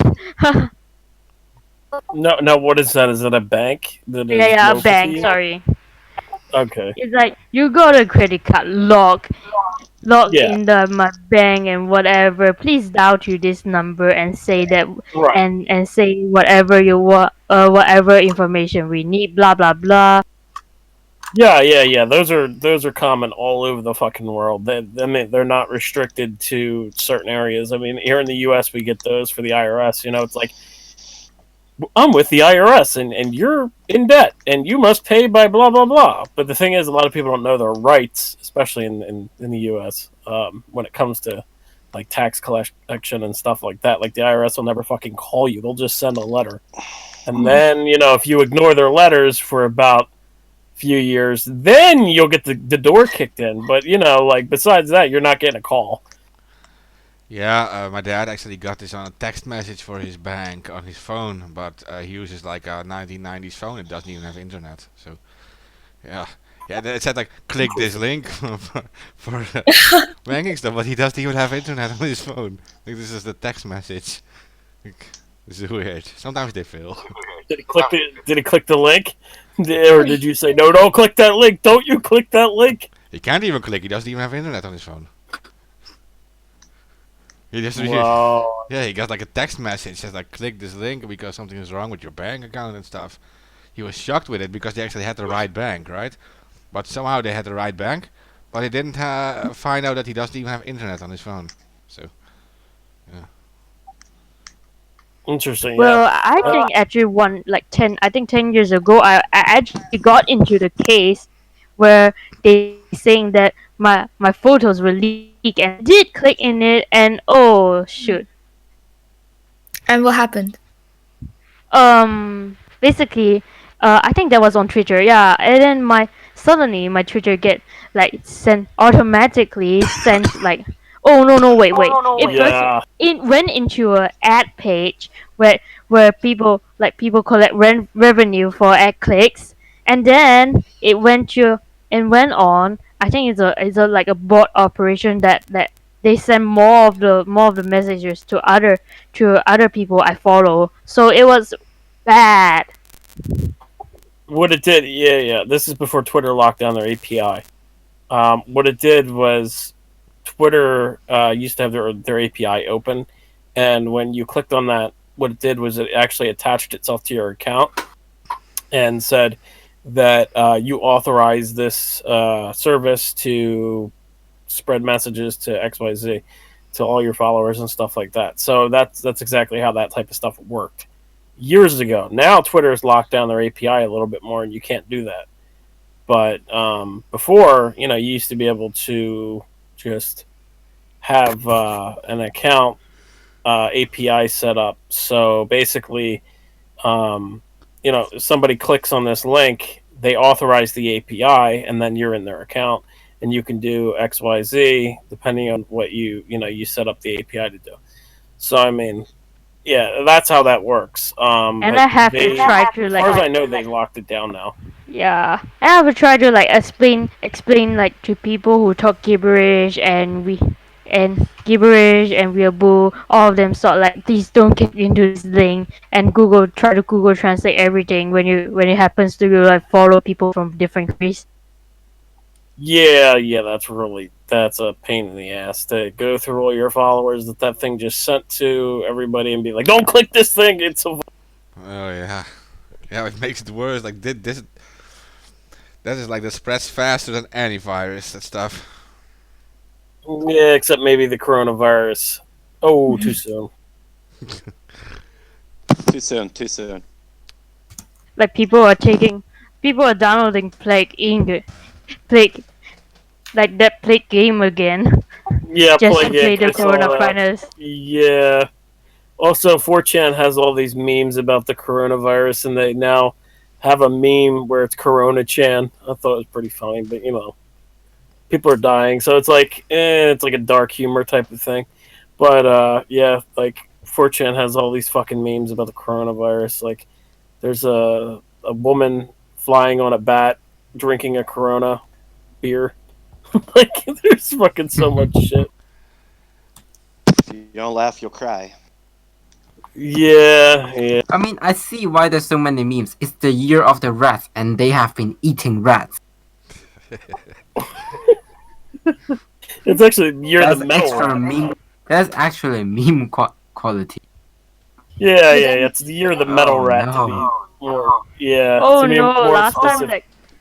like China at the time, they were saying that their memes actually saying that they in the year of the pig, like last year is like last Chinese year is the year of the pig. In the year of the pig, they forced like Muslims to eat pork. Now they get this African swine virus. Now it's like the year of the rat, and you get a coronavirus. Like a plague. Like Yeah, the meme that I saw was pretty funny. I mean, it was just like it was a woman flying on a bat, and then it said the year of the rat crossed out, and then under it wrote bat. Oh man, there was actually video we posted in the chat that the audience can't see, but there's you don't want to see it. There's a woman eating a full bat. Like I don't understand China why. I saw a child biting on the bat's wings. I don't understand why. Why? it seems to be really They're- normal. They're bottom feeders. Like they have diseases. What are you doing? They're already so used to it. They eat everything. Oh no! It's they- a culture, I think. Yeah, they don't feel Yeah, like well, it's something that needs to stop. Clearly, I mean, I like to eat duck. I mean, That's it's duck, long as though, it's it's not thoroughly bad. cooked, but that's like it's not that bad. But you see how if it goes up into mainland China, you see that it starts to get more different and diverse in their taste of food. Yeah. Taste the food, he says. Yeah, To be fair, food we, diversity. That's what food no, no. diversity is. I'm quite sure chicken the problem. traveling. we eat chickens like too. I'm quite sure the in- problem is. Oops. I'm quite Everyone- sure the problem is no. They're not. They're. It's not like if you like sort of like made a farm of it, then you control all of the qualities. Then fine, just just like go and like because you control all of the hygiene conditions, you got a at least you got a quality that is it's safe. But the problem is you're catching wild animals out from the wild and you're eating it and you don't know what's going on inside the animal. Yeah, true. Actually, Yeah. like, the Japanese people also eat a lot of weird things like horses and raw chicken. They Yeah, got hot Whales. sashimi. Raw chicken. Yeah, they eat raw chicken. Really? Yeah, they don't. The way that we eat steak, you know how you don't like steak being like being you want it to be medium rare, right? They eat chicken medium rare, and it's like hard to get a restaurant to cook you like a piece of chicken that's cooked all the way through. It's weird. That I mean, is it's weird, just but that is cultural. actually dangerous. That's actually really dangerous. They got I a was lot just it's gonna not- say the same it's thing. It's not really any more dangerous. The salmonella, it really isn't carried in chicken all that much, and it's not carried on the inside of the meat of the chicken. So if you're gonna get salmonella, chances are it's on the outside of the chicken. So you don't see a lot of extra like cases of food poisoning and all of that. But on the same note, as a Westerner, I could never get used to it. Like having a piece of raw chicken in my mouth made me immediately sick. Yeah, they eat a lot of those weird things, but the thing is, they sterilize everything before they were even brought to the restaurants. Mm. So, like that part, the horses, the raw chicken didn't get them sick. And that's what's different in China because in China, a lot of people actually just catch animals in the wild and sell them. So they don't have to go through all those process. They don't have to pay taxes for those things. Yeah. Oh yeah, that's There are a lot something of- we didn't mention. Yeah, that China is now actually making that illegal, right? To do that. Yeah, yeah. So they say. The thing is, they said that before, and then you had like this happen. I mean, assuming that it came from a animal, but I mean, I personally think it came from a lab. I mean, it's too advanced. Like it's going too fast. Yeah, actually, in that market, they are talking about related to the outbreak. There are stalls that with their billboard saying "wild animals," like they're selling them and putting the names on there. They don't really care. No one's gonna catch them. Okay. And Until some things some cultural like beliefs in certain wild animals as well. So when you find somebody, you're like, why did you eat that raw snake? Oh, so that it gave me masculinity and power. And you're like, it just gave everybody coronavirus. Don't do that. It didn't make you more better in bed. It didn't do any of that. It just made everybody fucking sick. Stop eating raw animal. it brings you Yeah, to well, I think the worst was the bat. I mean, I saw that shit. A raw bat. Yeah. I was like, what the fuck am I watching? Why, China? Why? Being in Thailand and seeing rows and rows and rows of fucking powdered tiger penis just bothered the fuck out of me, man. Wait, what? Let me tell you this. Infant soup. Yes, What they soup? they put either put dead or alive infant babies into the soup and cook them in Guangzhou. What? of what? Human or what? Yes, human. What? Shit. Do they What? not- do they? Do There's they not caring have like? listeners. This disintegrates. Yeah. Do not eat while we are talking about Wuhan virus. Like just Were a you moment ago. joking or serious? Hold on, I couldn't even tell. It's a. I've never been able to confirm it, but it is a story. There's some really altered pictures out there of it, but I've never been able to get an actual confirmation. But it puts a whole new spin on fucking kids meal.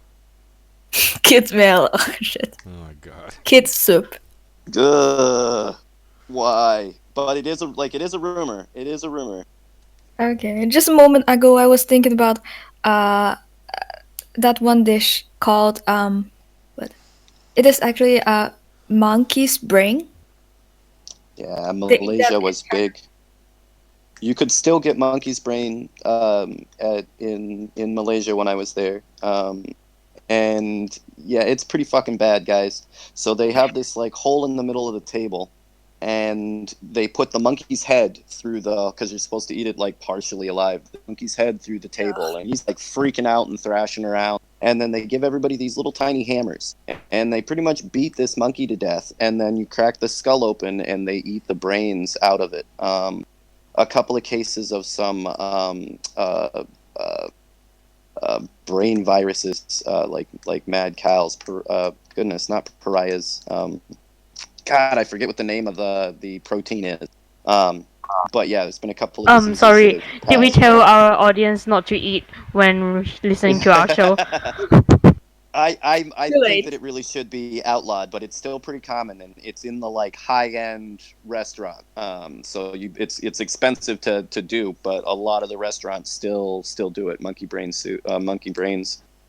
is like a. It's not even like a cultural thing. It's Oh, almost like a I've tourist heard thing. monkey brain soup like a long time ago. Well, this isn't Yeah. really a soup. This poor bastard's still alive. Um, What? when they do him. I So thought like yeah. my version was they cook a they take out a monkey's brain and into like some soup or something. I don't know, some liquid, and they start drinking and eating the brain. You're saying the Yeah, monkey's still I alive? mean, yeah. So this is what, like, at least what I saw in Malaysia that was referred as monkey brain. That was what they did, and no, it wasn't in a soup. They literally just put this monkey in this little like the little hole. The table comes apart into two pieces, and the monkey's he's been shoved in like a So little his basket. so And the arms and so legs the can't get out. monkey's skull is being used as a bowl. Yeah, exactly. And they crack it Uh, open with these little silver like hammers, and then yeah, scoop it out and eat it. Yeah, I have heard about this entire process of eating. But the problem is also that they are only served, as you've said, in high-end restaurants, which means like they will show their own status as being like prestige in eating these things. That Hmm. is entirely wrong. Yeah, so that does cause. I mean, you get diseases that pop out because you're doing weird stuff to animals. You can eat. Like, I'm not even. People have to eat. I understand all of that, but some of it, God, we've got some really weird obsessions with our planet. And it is. In this case, it may have Breaking made us sick. You could have let that snake just live its life being a fucking snake. All right, breaking news. There's another confirmed case of coronavirus in Los Angeles. They say this is the fourth in the U.S. now. Yeah, we had three. One of them was before. There's a little girl that has been struggling with this virus, a SARS-like virus, for a couple of weeks now before this outbreak even started. Um, and she's counted in that for people. And I've always thought that was weird in this whole run up to to whatever's going on here. Well, Los Angeles is bad news, though. I mean, it's like a really huge city, heavy populated area. It's already like that's what we got to get out of our head. It's already here. It's already going to spread. Like at this point, we have to start making like plans to keep it from collapsing our medical system. Speaking of medical system, did we ever mention that? I don't know why, because we got cases of like people trying to escape from the depressurized isolation rooms. Like Yeah, and we've even in had China, people being. this is quite common because I don't know why they had that. Okay, no. It's not that I don't know why. It's more of like they had this kind of distrust. Sometimes they had this kind of distrust towards those like medical staff that they actually had their cases of attacking them. Yeah, and we've had a couple of videos come out like just to. I've been trying to post, the most important stuff. But we've had a couple of videos come out of people like being taken into the medical vans, and yeah, the police are forcibly, putting them back in there as they try to escape out the back. One of them, they were trying to put another person they suspected of being infected into the van with him, and he was trying to get out of the van. Like, So, even if I he mean, like, wasn't because infected, he is by the time you're riding around, so many hours with a bunch of infected people. yeah, I mean, like in China, I think in China that they had this kind of like distrust that they're like I think there are two at the start that we all had that there are two cases of people like escape from the isolation ward, and then like one of them they even take the train to get back to their old home in some countryside, that kind of stuff. And they and in like Hong Kong, they also have cases where the people whenever they heard the word isolation ward, they were trying to escape from the hospital. People are scared. I think that's it. People are scared, and seeing so many Okay, people that are I supposed to found. be in Oh, power. No, go ahead, go ahead. I found the link that talks about the eating baby thing. I'm going to send it on general. Okay, I'm going to send it now. Oh my god. Very good. Yeah, it's pretty. It's all in Chinese, but there are pictures. There's a picture of a guy eating a bowl of That soup that has been the has been Chinese disproven, but there's a bunch doctors. of them. Okay, so before we jump into that, Chinese I doctors are don't now want using to. I don't want to. HIV. Please don't. Don't do it if you don't want to. Some people might regret it if they click Yeah, into it. it's out there. If you're into it, go look it up. But yeah, let's let's stay away from it.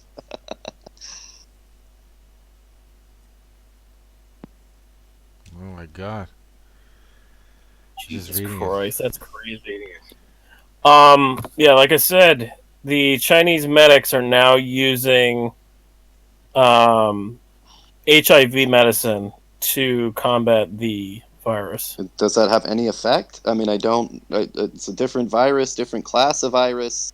One of them's an autoimmune disease, where the other one is a respiratory disease. I don't know if that would They're even work. saying that they're using lepinaver. I know I butchered that name. Lopinaver, Yeah, I did mention. ritonavir. I did mention that earlier on the show. Lopinaver is also used against coronaviruses. Right? Yeah, yeah. So I they're remember you using it to saying that boost earlier. your immune system. What was the other? What were the other ones? Give me 1 second. Let me just jump back in. It's the other one was ritonavir, ritonavir. I don't know how to say that. Like, I'm sorry. Mm. Some of these names are just like, well, did you guys just pull names out of a hat for these virus or for these medicines? Like, what? Why is it named this? Like, nobody can pronounce this shit. The other thing is they're saying another plan is to take moxifloxacin, a 0.4 QD, or levofloxacin. No, only if you have no allergy with quinolone, and oseltamivir Tamiflu, 75 milligrams, 5 days. Plan 2 includes intravenous drip of Intravenous drip. Yeah, that. And saline 250 milliliters plus azithromycin 0.25 QD, taken after a meal, quarantined, applied for the virus. The source is the Exhe Hospital within China, one of China's top hospitals, and a branch within Wuhan that is fighting on the front lines against this virus. But there's still not enough research on if these medications are effective in combating the virus at all. This is just what they're testing on people. Yeah, so two of these things, the lopinavir and interferon. I'm reading interferon in another article about that HIV thing too. Those are actually used. That they've been used in the past against coronaviruses, like things like SARS. But uh, the Belgian article I'm reading about it says they're not really effective, but they do work. They do help a bit, right? And then you have like the common things. You have like even like paracetamol, right, to reduce fever and all these things. And you can support the breathing system of people. That also works. You reduce fever and you support the breathing and you give them these generic antivirus things, but they're not super effective. Yeah, Yeah, it's kind of like a delay type of thing. yeah. Maybe it takes a few percent off, and it actually might save some lives of some of the weakest people.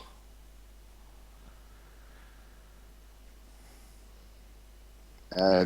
I mean, it's not an accident waiting to happen. It's happening. It's just what are we going to do to prevent it or mitigate it as much as possible? Wait, the virus is capable of transmission even in the incubation. Wait, I haven't heard. I'm reading it Yeah, now. yeah. This is from my outlet. It's copied from Zero Hedge. But anyway, the mayor. I think this was mentioned earlier, but the mayor has said that 5 million potential coronavirus carriers left Wuhan earlier this month.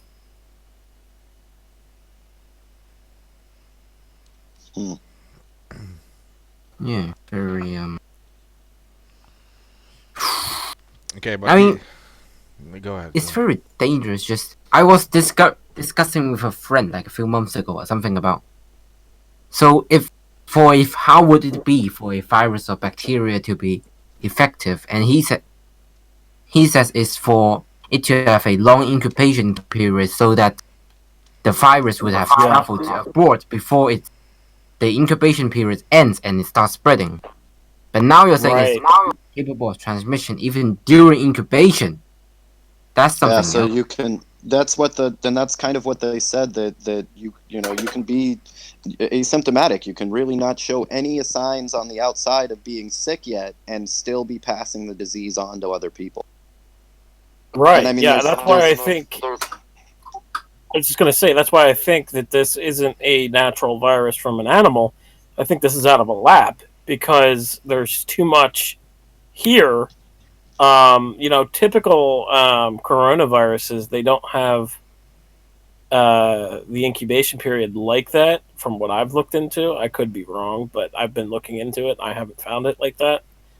Um, so typical coronaviruses, the person gets infected after the incubation period, not during. So what's going on here? Like it's a evolved virus in my opinion, and I think that kind of says that it's not from an animal. The fact that it can jump from animal to human, number one, as according to its genomes, right? And then number two, the fact that it has an incubation period and it can infect during the incubation period. What happened here? Like it says to me, this is something that escaped from a lab. That's my own opinion. They did they I mean there are multiple versions. There's the bad version and then some say the Wuhan lab that is like level 4 lab has also yeah. So you're saying that there's now confirmed two different viruses? Is that what you're saying? No, I'm not exactly sure. well, there's But several. Like there's this virus. There's several versions, branches. There's several of kinds of virus that are around. We talked about SARS nonstop. SARS fits in this family of virus. Um, it's hard to tell. Like nature kicks out some really deadly viruses. So it's really hard to tell whether the one is man-made, not man-made. I don't know if at this point it even matters. actually what other viruses is capable of infecting people during the incubation period. Right. That's what I'm saying. I'd I have, don't. yeah, I'm I'd not have to look it up, and 100% sure. I'm not a virologist, but when you look through like the deadly diseases in the world and the kind of things that are in our environment, you'll be I don't shocked. hear that very often. It's Well, just rare. a famous coronavirus is, of course, the common cold, which is very, very, Adaptable. yeah, and it spreads very, very quickly, and there's no real cure against it. No, and it mutates Yeah. extremely quickly, which is what makes in here those two viruses already being very closely related genetically. If somebody has the common cold and this virus, they run a good chance of making an even stronger virus.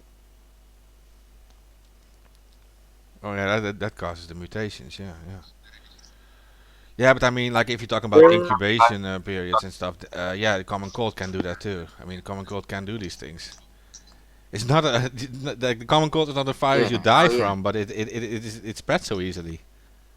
And Like, even this, Yeah. 96% of the people, as it sits now, 96% of the people that get this virus will survive, right? It'll be no more, worse than them than a bad cold, right? You'll get sick, but you won't die from it. 4% of the world's population will overwhelm our medical staff. yeah, true. 4% is much more than people think. Yeah, and then people that normally would, bit older, maybe you've got a heart problem or something that's completely and utterly treatable, that it's not considered, a death sentence. You can no longer get care for or no longer treat because you can't get medical care. So you end up dying of a virus that you probably would have survived if the medical system wasn't overwhelmed. They give you good IVs, they get you some, keep your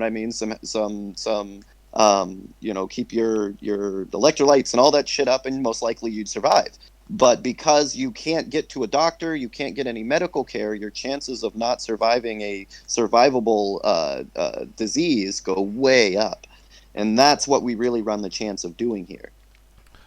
Somebody that comes up with tetanus is going to die of tetanus because they can't get treatment. The hospitals are overwhelmed. You have a heart attack. There's no ambulances to come and get you, right, to resuscitate you because they're all busy with the coronavirus. The doctor that normally would have been giving you, the surgery for an infection, for cancer treatment, aren't able to because the hospital is filled with dead bodies and sick people. That's what we're running the risk of dying, not the world coming to an end, but our medical system being completely overwhelmed. And that happens at not even 1%. You're at 2% higher than what our medical system is at now, and it completely collapses. Well, yeah, if I give an example for my own country, which is a pretty far developed country, the Netherlands, and we have 17 million people. 1% means 170,000 people, and we only have 6 hospitals with a capacity of around 1,000 beds. Means we can only have 6,000 in our largest hospitals in beds, and that is the max capacity. And there are already people in beds for other illnesses. So then you're talking about no more emergency capacity for like accidents or whatever. And we do have car like wreck. yeah, no, we have yeah, exactly, no more car wrecks, and there are still car wrecks going on, right? And yeah, we do have like lots and lots of other hospitals too. So maybe we have like capacity for maybe 50,000 people max. But 1% is already 170,000. And if you're talking about 4%, you're talking about all capacity being gone. Like there is no capacity for it. And then you're talking about like in Europe, probably one of the most developed countries. So Yeah, and that's our system is not prepared for it at all, and a profit-based medical system is definitely not prepared for it, because as soon as it's not profitable anymore, they just close the doors. yeah. Yeah, well, imagine Yeah, the city of Amsterdam having 1 million people, and there is one big hospital, which is the AMC. It has like 1,000 beds, right? Yeah, shit. The English system can barely maintain the people that it's got now. You know, they got people waiting in hallways as it is. You know what I mean? Yeah, for medical care and all of that stuff. Imagine those same hallways being filled with people that have this virus. All the people that were sick in there are now sick with this virus on top of it. Ugh. The sad part is, I think what we're trying to do here, right, is to make it so that doesn't happen. A little bit of planning. We got maybe 2 weeks before this is in full fucking roll, right? That is plenty of time to get some shit together. I saw them build hospitals, housing developments, the whole thing in the Middle East when we went to war in 20 less than 24 hours. You know, an entire base we dropped from the sky. But here we're not prepared at all. You see, they were using advanced 3D printing technology back then. I guarantee it. Like that's technology that's been around in the military for years, and now it's starting to seep its way into the public domain. Yeah, but I mean, in Um, less than 24 hours, we had a whole functioning base with hospital. I mean, everything you can imagine, right? A Burger King, the works. But then when it comes to this, they're just sitting there with their thumbs up their asses, just waiting for this to bite us. Like, ugh. And I worry, guys. The CDC bought, you know what I mean, 1 billion rounds of fucking 5.56 ammo, but forgot to buy face masks. Like, I'm not shitting you. Uh, That's like for real. They bought billions of rounds of ammunition, but did not buy billions of, millions of yeah, I face kind of masks. wondered why they did that, and then I looked into it, and then I found out that the CDC had a zombie pandemic training. It's like, oh, Okay. great. Yeah, that's great, but we've got a real pandemic here, and they're prepared. They're not doing anything. In fact, they're telling everybody. Donald Trump came out on national TV and said he just talked to the Chinese, and they said it was all under control. That's as far as I'm going to look into it. They promised me it's all good. Like the Yeah. people. Meanwhile, he had a secret meeting.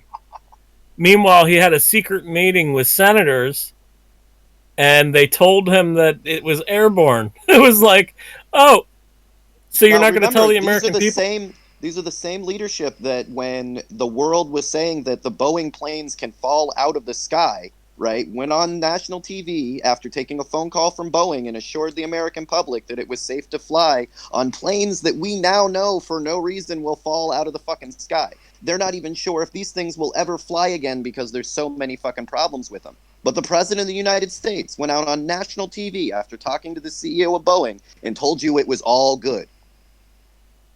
Well, the They reason being is because the mechanics. They were literally hiring people who weren't qualified to be mechanics to build these planes. Like, Well, do you what I'm think that that's saying going to is cause for problems? relatively self-centered, egotistical, and maybe economic reasons, they will sell you down the fucking river. Right? The fact that they just put a quick trade deal through, you know what I mean, through was enough for them to sell you down the river. Right? To believe a story that they know is not true.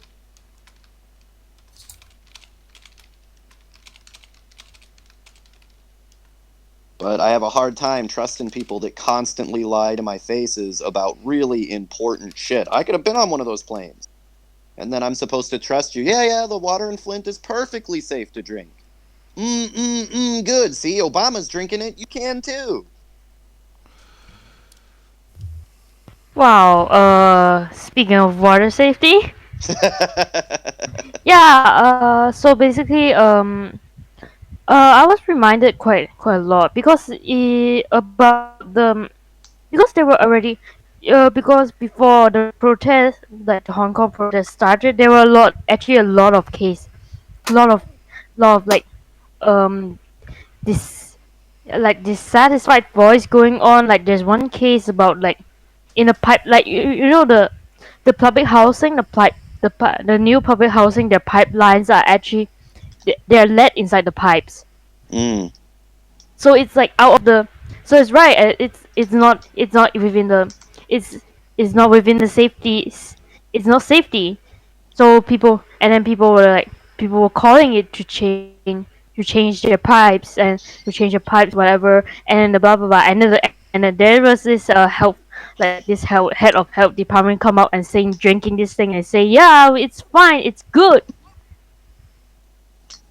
Yeah, when in actuality, it's not safe to drink. And what makes it, it's not like it's a surprise. They know about it and you're still lying to me. So, I mean, what she was saying that was in their new public housing, they had built pipes with lead in them and then told all of the residents there that it was okay when they called to complain about it.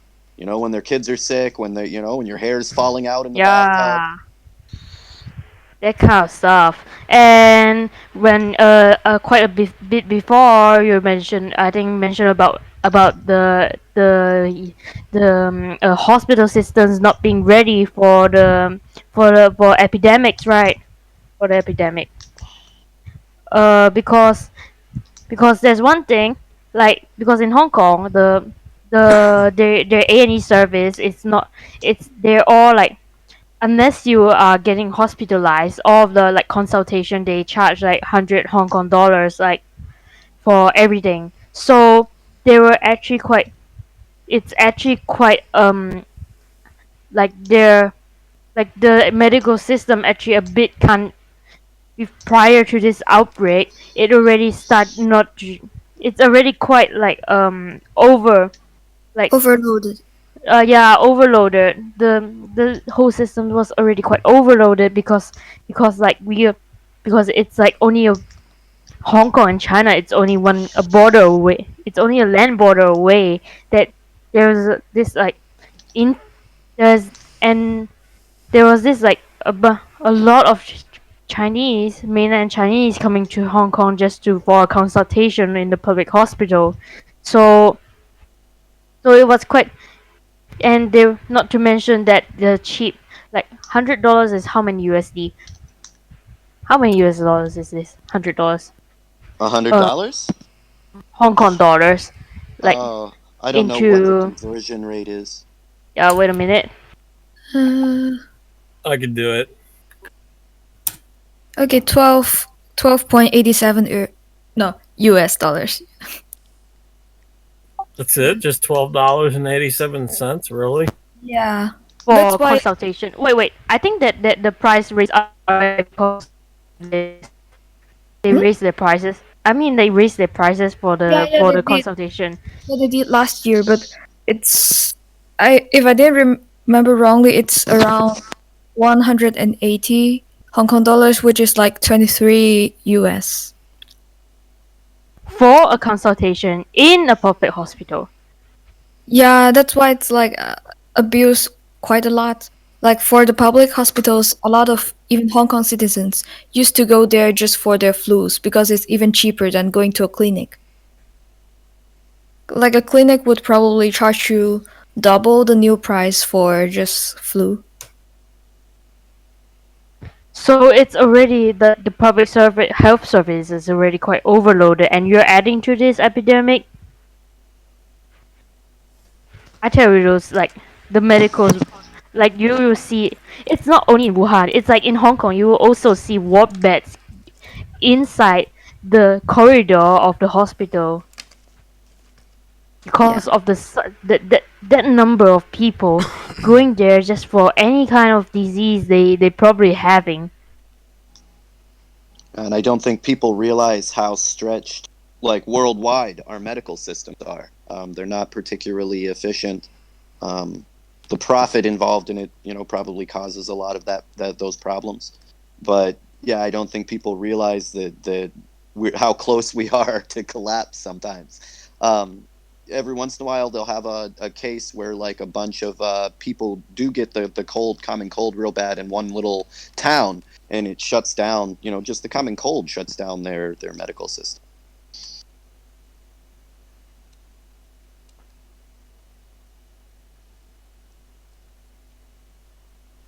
Yeah, because the common cold and also like the regular flu also, people don't should not forget that these are also causing many deaths, right? Among older people, like elderly people. A lot of people die Yeah, actually from this every year, like literally thousands and yeah, thousands. So. thousands. When you look at the numbers, you're honestly kind of shocked. You know, where you look at it and you're like, wow, it's 2020 and this many people died of the common cold. Yeah, I was actually shocked by it as well. Well, yeah, but yeah, although although I like they're actually like the sometimes like the pro-government people they state like, oh, the Chinese is actually like controlling the virus situation quite well. You look at it right now. The Everything's only what going we got, great. no. They were like, we got 2,000 cases. We got 2,000 cases, and there's only like 50 something people dead. Look at America. They like the people died. Like thousands of people died from just the flu. Who's who's in better Oh, control? yeah. They will take out Yeah, their well, count data and say that they're right. They are like the Chinese are better. yeah, well, the U.S. didn't have to quarantine 56 million people. So, that's like 16, 17, maybe 18 cities that are now under quarantine. So, where's the argument for that? That's crazy. I'm not sure if the US or any European state will be even capable to doing it, by the way, on that size. These whole quarantine projects. I don't think so. I think there'll be riots. Yeah, Yeah. people probably Everybody will be thinking Wow. that. Everybody will be thinking that the martial law is coming and fucking Camp FEMA's coming for them. Yeah. Like Freak out. yeah, it will be pretty, man. But if you had people prepared and ready, if you were, you know what I mean, you have plenty of time to make it so that that doesn't happen. But if it does, blindside people, there's, moves for people to get food and water and gas and all of that. Like, it just makes it that much worse. Where with a little bit of planning and just, realistically looking at what's facing us, right? You could easily manage.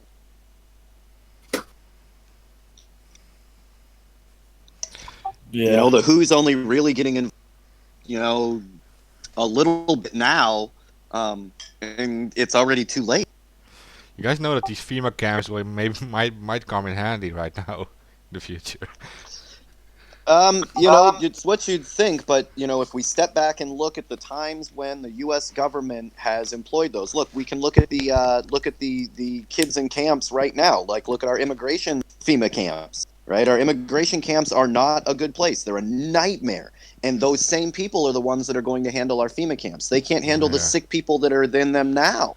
And you can say, look at Katrina. Right? Those are the same people. So yeah, if it was handled correctly and not by a complete and utter psychopath, then yeah, it probably is very handleable. If we're letting it up to FEMA, we've seen what FEMA does. Right? Their camps turn into nightmares in about 15 minutes. But we can see the camps. Look, the camps in Puerto Rico right now, right now, are handled by the same people, and they are unable to provide people with food, water, and safety.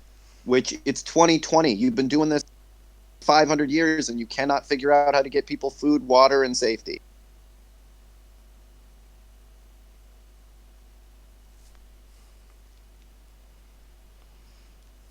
But I've never seen our government respond to an emergency and be able to do it well. No, that was a joke, Watchman, about the FEMA camps. Oh, it's not. Unfortunately, it's not though. They're gonna start rounding us up and fucking putting us in FEMA camps, and then forget to let us out. No, I'm just saying it before I'm just saying it before some people start thinking I'm promoting FEMA camps in here. Oh. No, I go into a FEMA camp. Let's be honest, guys. I go into a FEMA camp. I'm never coming back out. Do you have any papers proving that you're not Mexican? I'm not Mexican. Do you have any papers proving you're not Mexican? You look Bolivian to me. Get out of here. Well, Rex 1984 was the FEMA directive that basically suggested for Oliver North to create a list of political dissidents around the time of Ronald Reagan to be rounded up and put in these FEMA camps. So, I mean, that's where the origin of these comes from. So, yeah. Not only am I not making it, they are going to put me in a FEMA camp and put me right next to the sickest person they can. I'm realizing we do have like mostly Asian listeners who most don't even know what FEMA camps are. I think so. Maybe we should just explain that these are like federal Yeah, sure, emergency. Government thanks. government holding facilities, emergency government holding That's a great way to facilities. put it. Yeah. Yeah. Yeah, So, so anytime there's a big natural disaster or flood or outbreak like this, FEMA are the people that handle it. And they do build, relief camps, but their relief camps immediately turn into I don't The Walking Dead. I concentration don't know a camps. good way yeah, I don't know a good way to describe what our FEMA camp turned into, but they've never been able to do anything but type in Puerto Rico earthquakes refugee camp right now, and you can see how well FEMA handles emergencies. And right now we have nothing going on. Yeah, it's supposed to be an Puerto Rico. it's supposed to be like an Like this. organization that is like separate from the government. That is like emergency management organization, and that will take over the Well, it government. was set up by the government. That's the thing. It was set up like by the government. Number one, and then number two, Oliver North was told by Ronald Reagan to create a dissonance database, which is main core now. I've written on that extensively, like with Octopus Promise. But yeah, so I mean, you have these basic database lists currently of dissidents in America that, in case of emergency, they will round up. So I mean, if A lot of veterans on that list, like a disturbing oh yeah, amount for of sure. veterans on that list. Oh, for sure. But the thing is, I mean, if this causes like a mass pandemic and they issue a martial law, right? They now have the authority, quote unquote, right? Air quotes on authority. Um, they now have that to go after these listed individuals on the main core database. So, I mean, it really could turn into that type of situation. Like that's not a joke. That's serious. Like it really could turn into that where then they could round up all the dissidents. It could give them the perfect storm, so to speak. If the virus gets to that point where they're putting people into isolation FEMA camps, right? Um, they really could just take the individuals on the main core database, round them up, put them into these camps, and I guarantee you won't see us again. Oh, you'll die of the disease for some reason. The treatment, Yeah, right. Yeah, sure. just won't fix it. Three fishes. Sorry, I cut you off with the FEMA thing. You mentioned Puerto Rico. Puerto Rico. Well, there's a huge humanitarian issue right now. After the earthquake, thousands of people still living in the streets. They can't get water, they can't get food, they can't get medication, and this is, less than 200 miles from the continental U.S., a part of the United States, and they Yeah, are telling us that that they question can was addressed handle to an True emergency. Fisher, though, it wasn't you. Oh, wait. When is the earthquake? When is the earthquake? Yesterday? Well, there was one last week and then one last night. Oh, because I think the most recent, like the no, not recent, like the most impressed, like the earthquake that I get that get into my mind when I talk about Central America. It's like the one in Haiti. Mm. That one, and I heard that recovery works are still not quite well. They've pretty much stopped trying. There isn't there. They can't handle it. And it's what bothers me about what's going on now. Because if you can't handle a earthquake in Puerto Rico, being the most powerful country on the planet, and blah blah blah blah blah, right? What are you going to do when there's a nationwide emergency? And then you're telling me, oh well, we're going to set up FEMA camps. Well, there's a FEMA camp, and it's a fucking nightmare. So it's not gonna even help to build up the industry, to help them to do like things that that try to make them to try learn how to live on their own, that kind of Oh, stuff. I mean, even something as simple as sending, solar generators in one of the most sunniest, places in America, right? They are unable to get gasoline there because of the ports being messed up and ships not being able to go back and forth. They can't even get the basics of electricity, right, to the people in Puerto Rico. Not even the bare minimum. They've handed out So billions of dollars of contracts, but they've never gotten solar generators to people to make power. The simplest of fucking actions. like basically everything had to build from scratch. But even then, like, no, they're not even trying to build it from scratch. They take in the money and then they don't do anything. Right? They're lucky to patch together some of the old stuff to get it to work again. But in reality, they take in tons of new money, right? There's billions of dollars that have went to Puerto Rico and it never makes it to the Puerto Rican people. Yeah, on that note, a watchman just sent me that last week they found like a huge warehouse full of supplies, and then those were never handed out to Puerto Rico people.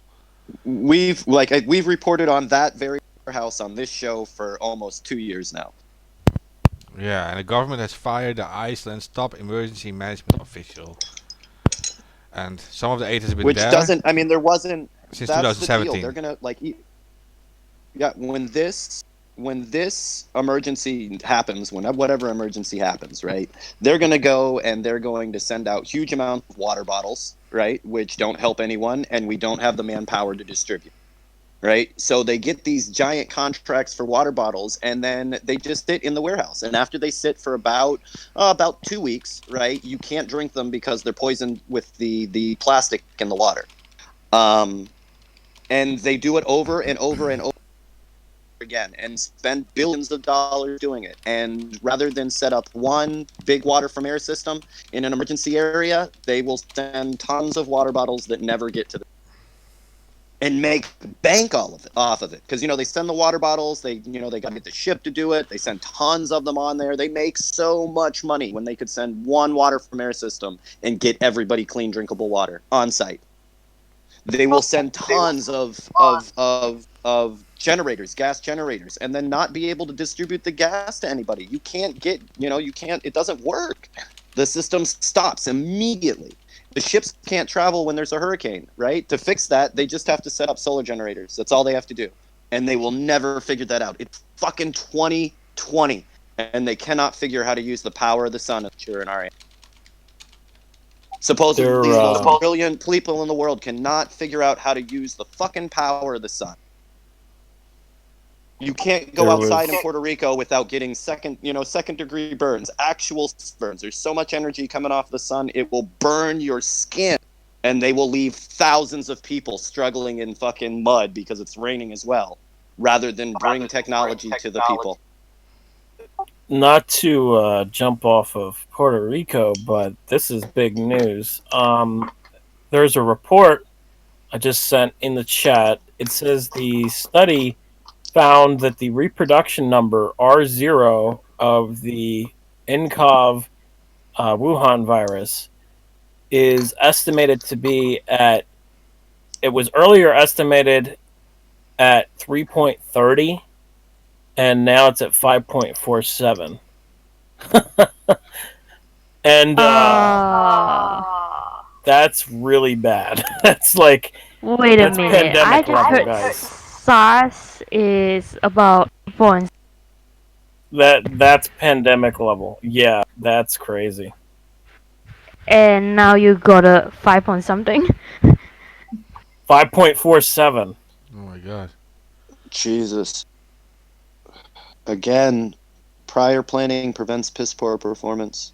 Like, we have so much time to work together, to unite, to actually be able to make this, manageable. And we're not going to. They're saying that they believe it's between 3.30 and 5.47, and the report actually says that they believe it's like 4.16.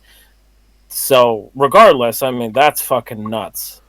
Yeah, that's I mean, it is a pandemic level disease, whether we let it They turn into a the pandemic or report not. I mean, it notes already is. It's across all the world. I mean, it is a pandemic. It's just how big it's the report notes that it's a zerofold to twofold increase in what they previously said. They previously said it was 3.30.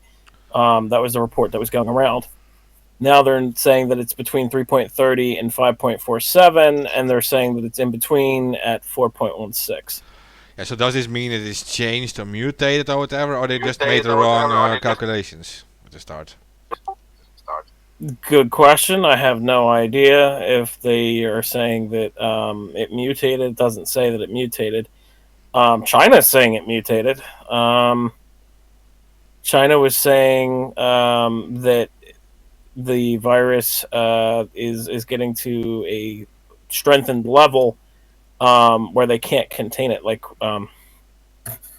Terrence said earlier. So that's official like report from China. Here's the thing: I expect this to go into pandemic level within, if not next week, the week after. Like I can't see them holding this. Like I can't see them hiding it. I can't. And why the World Health Organization is not declaring a world pandemic? Why? The World Health Organization, the guy just flew over to China, which he's going to regret. But he went over to China, and he's saying he's going over there to assess it in Beijing. But you can't assess the situation in Beijing. You got to go into Wuhan, there, buddy, and you got to go in there with a whole bunch of hazmat suits on, because you are going into an infection zone. Good luck. The thing is that even if the World Health Organization guy goes over to Beijing, right? He's not properly doing his job without going into Wuhan, because that's where the virus is. So, yeah, and it is also necessary that they are actually honest about this stuff, because if you look at the whole track coronavirus map, then you see that it increases from like below 1,000 cases to 2,000 in a day. But then today it only rose less than 100 people. So, and if they are claiming that they are somehow have it under control or whatever, there is not going to be like an emergency declaration. Wait, no. It rose from more than 100 people. Yesterday it was 1,700. Today they're saying it's 2,000. So that's more than 100. Yeah, But, I'm checking this specific map says that yesterday, the 25th, it says 2K, and today it says, the 26th, it says 2,100. So maybe those numbers are false too, but they need to be honest about it. The problem is that China is ahead of us by one day. So Yeah. that's the issue with that. So yesterday in our time, when it was Saturday, right? The virus had infected 1,700. I know because I've been following it like to the hour. Yeah, I believe it. And then late last night, it was reported on Sunday, when it was still Saturday here, that China had increased it to 2,000 infected and 56 dead. So yeah. So if it just jumped to 100 today, I think that number will increase a lot more before exponentially. They need to be honest about it. Then there will be an emergency, and They're then it can be not. handled. Well, and I think underneath it, it's like whether it's this emergency, whether it's the next emergency, whether it's the next national natural disaster. At the end of the day, the government is not prepared, and it needs to be. Well, we need to redefine the emergency word. If whatever we heard of emergency, we know that the government is just not gonna deal with it properly. Well, then we need governments Like the government. to do. Yeah. Yeah, well, I that's mean, the thing. Depending on a otherwise- government, it's never the good thing. It's never a good thing. No, but I mean, it's like if you can't respond to a pandemic, something that happens on our planet relatively commonly, if you can't react to the natural disasters that are going on around us, if you can't keep my water clean, if you can't keep us from starving to death, what exactly am I paying you all this fucking money to do? Yeah. I've got all of the tanks and planes that I need to focus on some shit that's going to War. save some of our lives. Thing is, it needs to be an emergency situation because there are actual precautions everyone can take that will defend you against these viruses. This is simple. Well, The or at least coronavirus is not. It is not like a viral cancer or whatever. You can defend yourself against it. And think about taking a huge. Actually, I've been seeing reports that it shuts down the organs in your body. Yeah, well, but eventually, I mean, like it causes pneumonia, right? But the common cold can cause pneumonia too. Like you have. Yeah, yeah. You can boost your immune system, like by taking like high doses vitamin C, for example. You can reduce your contact with spaces where a lot of people are and things, and you have to mhm. just be aware of what you can do to defend and actually decrease this whole thing. But then you have to do it globally because it's not going to work if you're not doing this. It's going to No, you touch can. you sooner or later. It's going to come back to Yeah, you. you can definitely, you can definitely mitigate some of the effects. You can definitely, do some things to keep yourself from being sick. As you guys know, on here we're always telling people keep a go bag, um, in your closet or somewhere with a little bit of a couple of days worth of water. Fill the water thing up, a couple of days worth of water, some perishable food, some medications you may need, important papers. So when things like this do happen, you can sit tight for a day or so, and let things, blow over, or decisions to be made. But you don't want to be one of those people that at the last minute, when the shit's already hit the fan, that you're rushing to the store to get a couple of things of milk or water or baby formula. You know what I mean? Have that shit ready to go ahead of time. Some of it does have to do with personal responsibility. We have a responsibility to take care of ourselves, right? You're right that we can't rely on the government. We know that. So we do have to make up the difference by organizing, by in this case, but staying out of large groups of people. If you have a face mask, keep a face mask. Make sure it's the right level of face mask. Wash your hands. All of those things can help you survive during like troubled times, whether it's a virus that comes through or whether it's an earthquake or a flood or a wildfire. Being prepared is something that's on you. Nobody's going to take care of your family better than you can, so you can't rely on somebody else to get you water. They're not going to.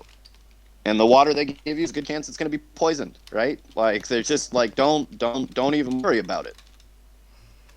But you can do some things now when we've got 2 weeks ahead of time to make sure that you, your family, if you have the means, that people around you are taken care of. And that can start with just a simple backpack in your bag or in your closet, or next to the door if you're in an area that's wildfires or earthquake, so that if the shit hits the fan, you're not left completely out in the cold, right? You can take care of yourself. And the longer that you can take care of yourself like that, the better. You can go your whole life without needing them at all. That's the best.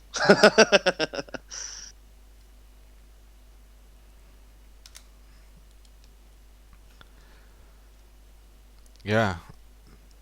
I think like normal people on the street need to be aware of that they can actually boost their immune system and these things, and that is not always as difficult as it sounds. It is not necessary to I always know. like the medicines, the chemical medicines, and all this stuff. That will work when you already have it, right? Then you go to the hospital, you get all these medicines and stuff. But before you actually get it, you can actually boost your immune system, and you can do some things to defend against it. So, And yeah, keeping yourself healthy. Like I said, like we're talking about 4%, 5% of the world's population is a absolute nightmare, more than we've ever dealt with the modern age. But that being said, you can up your chances of survival by eating healthy, right? If you're putting a bunch of junk into your body, you're not going to be able to fight off diseases like this. Your pH balance is another thing that's really important, so that your natural pH, what your body's supposed to be, doesn't allow for harmful viruses to exist. And then when they do, it's easier for your body to fight them. Drinking lots of water, keeping, even if it's just walking or something, keeping in good shape gives your body the ability to fight naturally some of these diseases. Now, that's not going to guarantee anything, right? But it does give you the best possible chance of surviving just about any situation. And you can do that. Again, that's stuff that is as much on you as it can be. Although food can be hard to get a hold of, right? Good, like healthy food can be hard to get a hold of sometimes, but make the effort. Well, yeah, and we're talking statistics, right? If we're talking 4%, that 4% actually dies from this. And if you boost your immune system and your immune system is like perfect, chances are a lot less that you are part of those 4%. Yeah, yeah. And it's the things that you're gonna do well in life with. So like like you were saying, take care of yourself, make sure you're eating good. Although you don't have to eat like 4,000 8,000 milligrams C, like having vitamin C, keeping yourself hydrated, all of those things with like actual water, not pop and sodas and teas and all that stuff. Those all help your survival, as well as keeping yourself away from large areas, of keeping yourself protected with a mask or gloves, as much as you possibly can. Yeah, things could get hairy here. We're not trying. I don't think anybody on this show is trying to fearmonger or cause panic or any of that. I think what we're saying, we need to have the truth or know the truth, and be prepared. The more we know what we're dealing with, the easier it is to be prepared for it. Yeah, and I mean, like the logics, of boosting immune systems and stuff, and not being part of this 4%. That it should make you less scared, I guess, if you take these precautions. Like, you can weaponize yourself against illnesses. It's not the worst illness. It is very, it spreads fast, and you might get it. But yeah, it's not HIV, it's not cancer or whatever. You can actually defend against this, and you should at least try it. So, yeah. So what we have to Well, say. and I mean things like SARS. I mean, we've lots of people now have it. Even Ebola, given enough time, is completely treatable. The world doesn't give a fuck about Africa, which is why it's we constantly have outbreaks and it seems to be untreatable. But it could it's totally manageable and totally treatable if we want to. And we don't want to. They don't care that Africans should die. Another problem that Africa is now facing is billions of locusts are killing the crops, eating the crops, and disrupting farming activities over in Africa. So this country is already in trouble with Ebola, and then now it's going to be in trouble with this. When on top of it, Africa is already a country that has faced starvation for decades now. So, with this new information of the locust, that it was recently discussed in November of last year, and the locust completely destroyed Ethiopia, just basically piling through all these crops. Feasting on them, right? And now the locusts are heading towards East Africa, and are in East Africa, some parts of East Africa, and destroying the land. So the farmers and people can't farm in Africa, and it's really truly sad that all this is happening to Africa.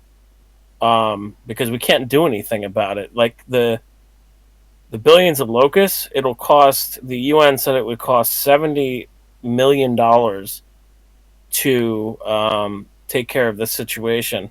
And they said if we don't, it'll spread from where it's at right now in Ethiopia to and Kenya. It's also in Kenya as well.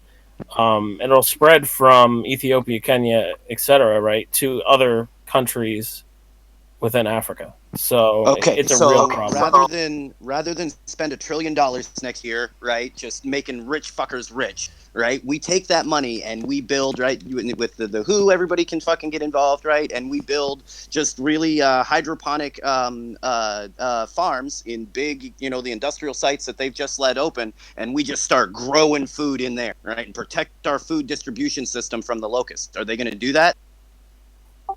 I don't think that's really a good solution. I think the solution is to literally, you have to do pest control. It's too many locusts.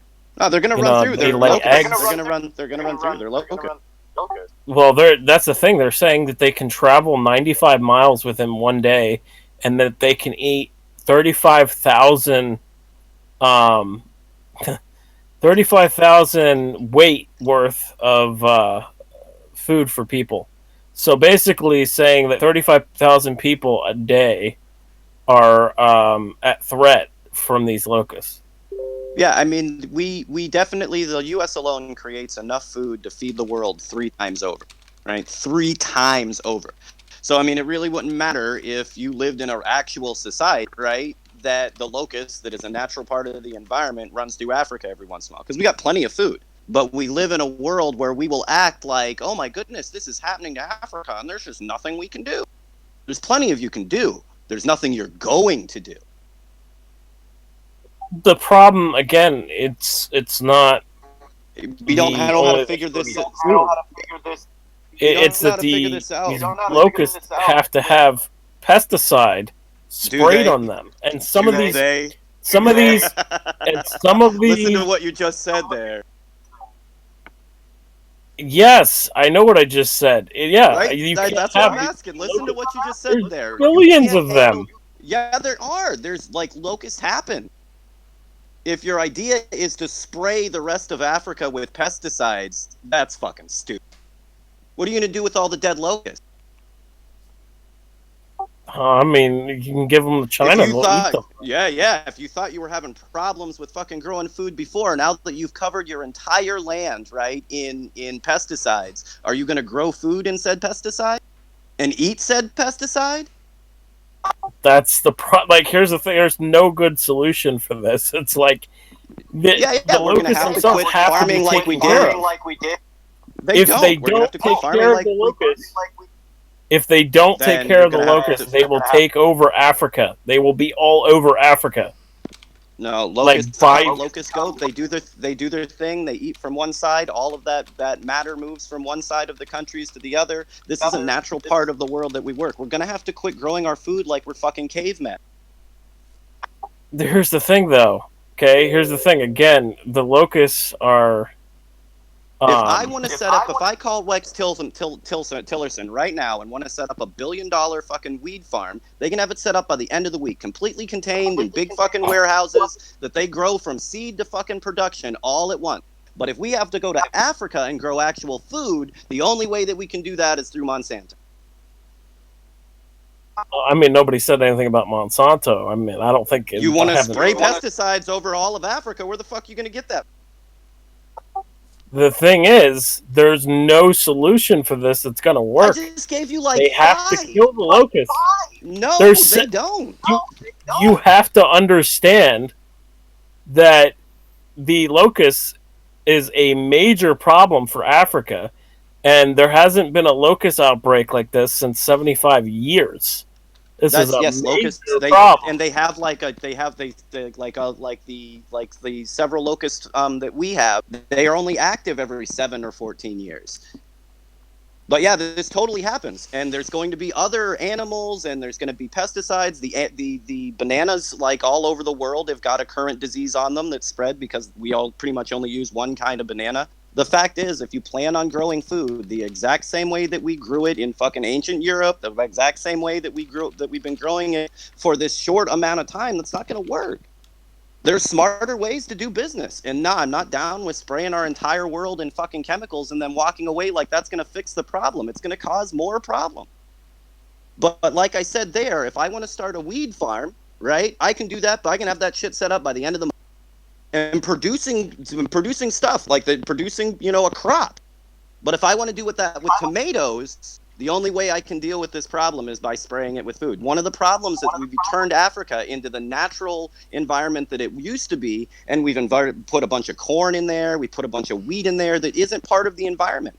And we'll have massive explosions of locusts, of diseases, of all sorts of shit because it's not grown there. The other issue is these locusts, since there's billions of them, cause a problem for planes.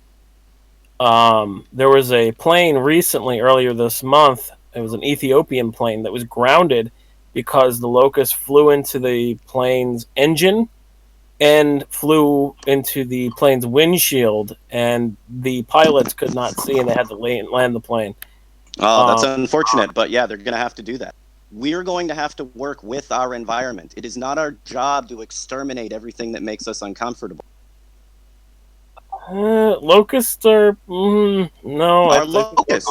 They're doing what locusts do. No, we cannot go through and exterminate every animal that we don't like. I want to grow corn here, so I have to murder everything in a fucking 1,000,000-mile radius. Terrence, you made someone angry, Terrence. Someone says good. No, but this is actually very serious because you have to distance yourself from this because he says Captain Planet wants to grow Monsanto, not Monsanto. What? Yeah, someone says this. Captain Planet wants to grow Monsanto, but not Monsanto. Do you think hydroponics are Monsanto? I don't know. I think you mentioned it earlier or something about Monsanto. Yeah, I mentioned hydroponics specifically. Vertical farming is another thing. Neither of them require. Yeah, no, it works great. I mean, it will possibly be the solution in the future. Permaculture. I mean, it's a solution now, but I'm not happy with the solution to blanket Africa in fucking Agent Orange and hoping that things work out our way. They're not going to.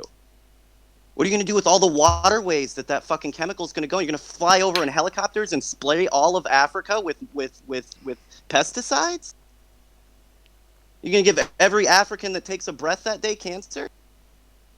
Every bit of fucking water that's involved? That's just not rational. Well, there's new news that some people might care about.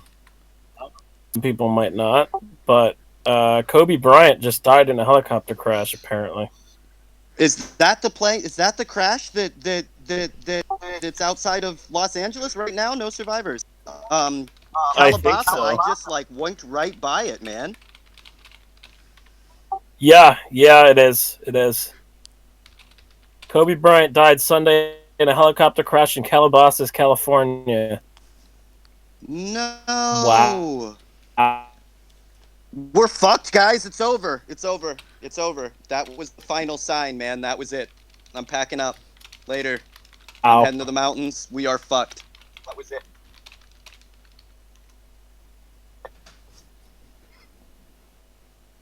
Oh my god. That's that kind of. I mean, I didn't know the guy.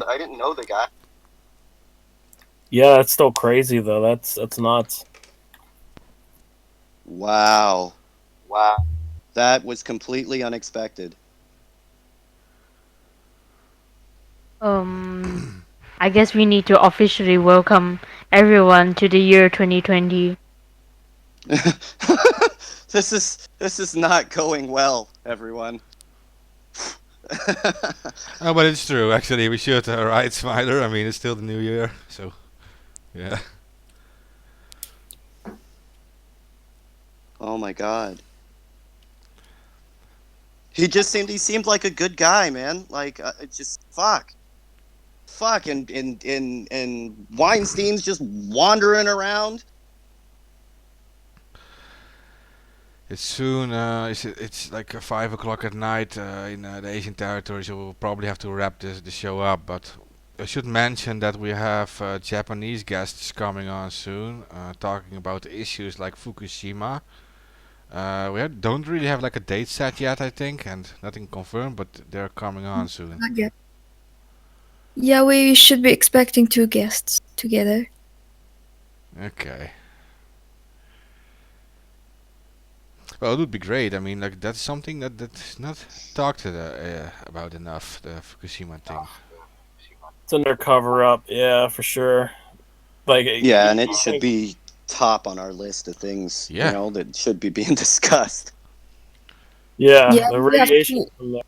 I mean, that has to have gotten all over the place by now. Oh, it It's is like, that the Pacific is Yeah. radioactive. yeah. What are you going to say, Smire?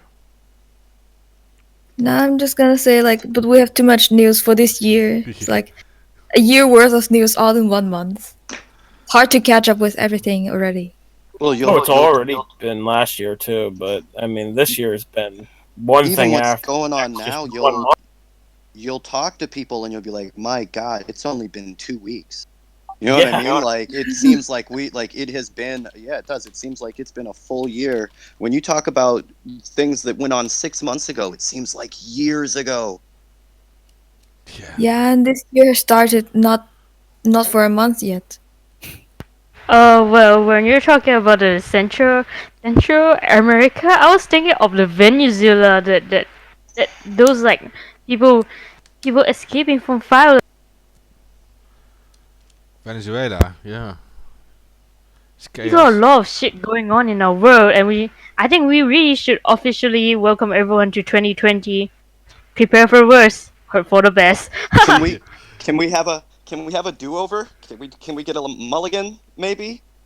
No, I'm afraid not. I told you before, but the Saturn Pluto conjunction is what's governing events now It's on the permanent. Earth. No, it's not permanent. It's just until 2021. That's when the conjunction will move in the sky. Yeah, it's astrology stuff. But the thing is, if you look actually into it and you actually look into the astrology, the last time that we had a Saturn Pluto conjunction, we had the Black Death, and we also had World War One starting. So very interesting. Yeah, I There's wonder like how something on the 1920s. Like every 20, we seem to have a huge plague breakout. This is true, 1720s, actually. 1820s, 1920s. Yeah. This is true actually, Yeah. because 1720 was the Marseille plague in the city of Marseille in France. It killed 50,000 out of 90,000 people in just the city of Marseille, and then it spread to other regions in France. And in 1920 we had the famous Spanish flu. Yeah, and 1820 I don't know for now, but it seems also something big. I think it was actually the United States, something going on there. Not sure. Well, I think people are actually like in Hong Kong. There are a few forums actually starting to put out all the Chinese predictions of the future, like made hundreds of years ago, and they say it's the end of world. Like even some of them put out the Bible and say it's a revelation right now. Yeah, I've been seeing that too a lot. That's because of the Australia fires, China virus, the fucking World War III being pushed in the beginning of January. There's a whole lot of events. There was a volcano that went off. I think there's a few volcanoes that went off actually, all in a month. Kind of weird. But also the locust now. I mean, that's like the other big thing for people who believe in biblical things. I don't. I'm not personally a biblical person, but that's what I'm seeing going around. It gives some hope to people too. If you're in biblical things, I think like some God will save you if you're a good person, I guess, and so shouldn't actually talk people out of that. I think it's up to them as a religion. So. Oh yeah, absolutely up to them. But it's just about um, it's just about your decision, your own personal beliefs. My personal beliefs is that I'm spiritual, not religious. So Yeah. Yeah, of course, like the diseases, the wars everywhere, and then the locusts and all these things. Yeah, it is it is I got it. This is revelations, if you want to talk about that. But yeah, Well, now that means we're coming to the end of the show here. yeah. We went to full on apocalypse. I think Wow. if it does come to apocalyptic end, I think I'm gonna become a spike maker. From what I've seen in movies, is like spikes are gonna be the thing. Dude, I'm gonna be rolling in it, right? Have you seen any of the apocalypse movie? Everything has spikes on it. The helmets have spikes on them. The cars have spikes on them. Everything's got spikes on them. I'm gonna become a spike maker. I'll probably let's just go see. sell whiskey or whatever. That always helps. I love how anonymous is all like, yeah, I guess we'll get the backbone of the internet working again, and then yeah, I'm gonna be a spike maker. I'm gonna make some alcohol.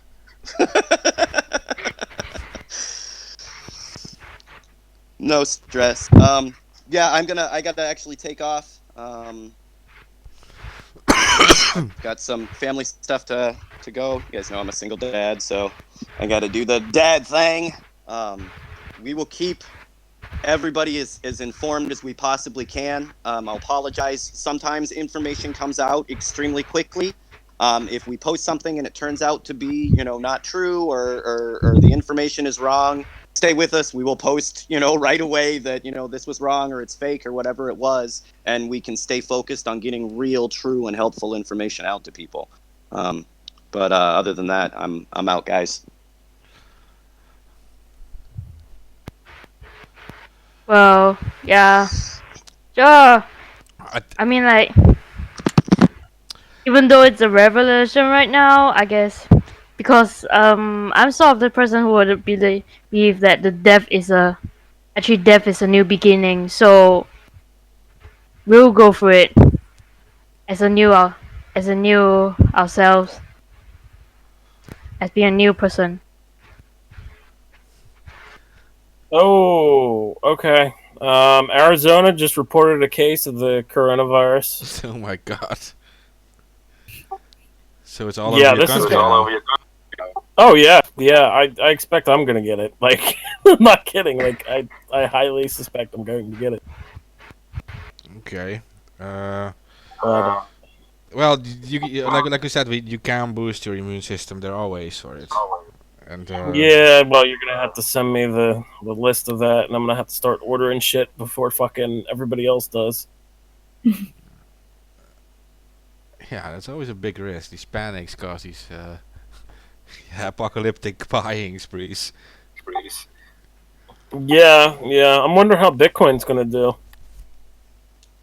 Oh, yeah. To be honest, because I think, especially in China, with China kind of restricting businesses and banks, I'm wondering how things are gonna go.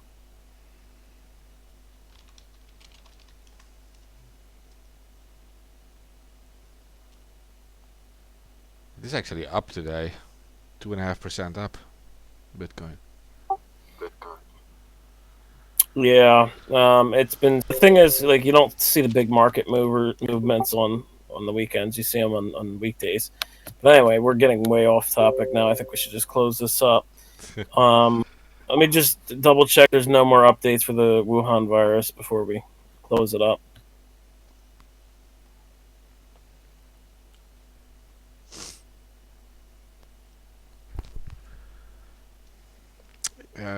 Yeah, when I check like sites like Twitter, it's like constant updates, but it's mostly the same stuff, and there's a lot of fear mongering.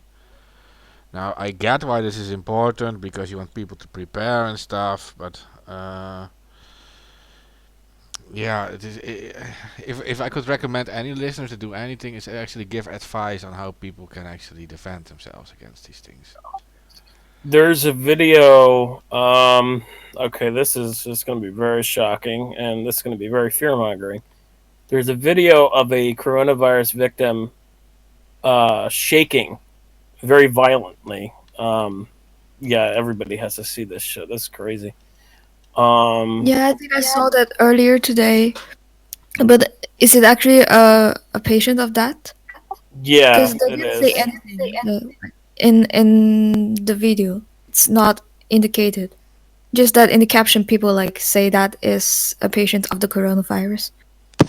Dang it, I'm on my way out. But high fevers can cause people to seize out like that. So you may be witnessing somebody with an extremely high fever having a seizure. Yeah, definitely. That's the results of high fevers.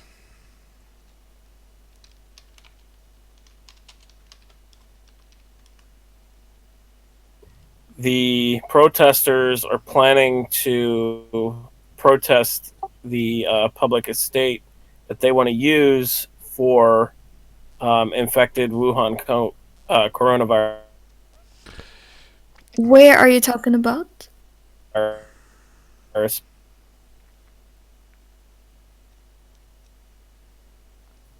What I see. Okay, about the shaking real quick. With a fever, you will get your body will cause rapid muscle contraction and relaxation, and that is the way for your body to actually create heat when it feels cold. So it will create extreme muscle contractions, and that's how your body creates the actual heat, right? So this is very common.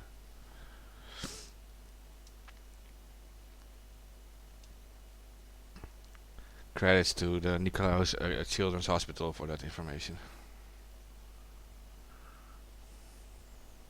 So it's actually a defense system Mm-hmm. working. Yeah. Defense mechanism. It might look scary, but it's actually like your body defending against these things. So,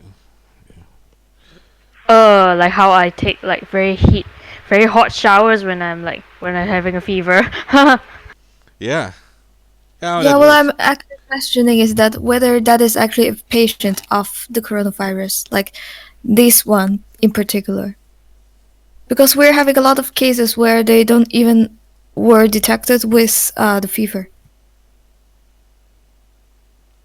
So that's just my doubt. Yeah.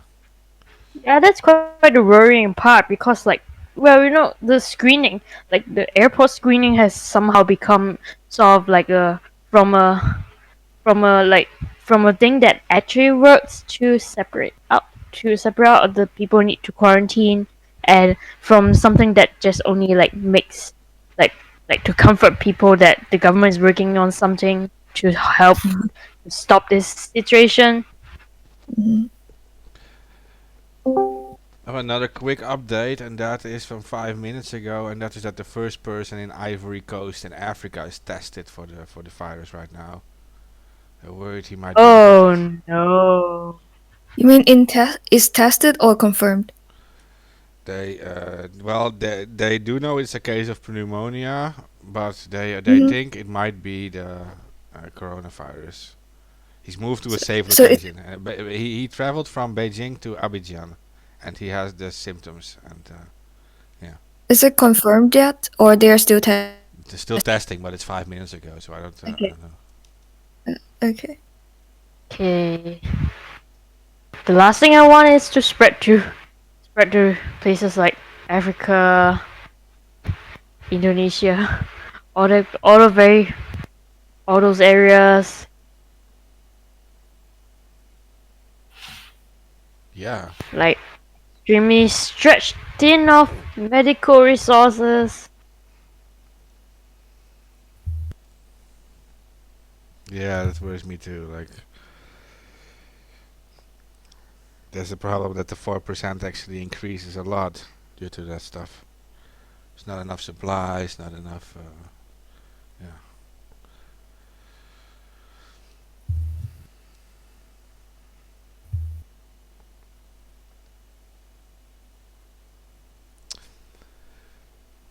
I don't know. Maybe I don't know. I think we mentioned everything, but because there are rapid developments with this coronavirus. Maybe we could do like an some kind of like emergency episode like in a few days or something. If you guys are up to that.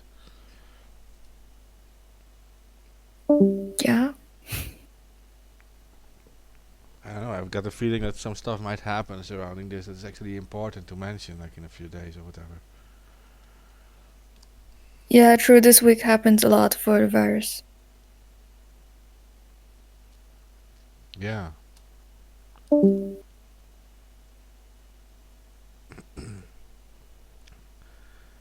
Amber says how is Wednesday. I don't know. To me, it doesn't matter. That means it's up to you guys. So, it's just,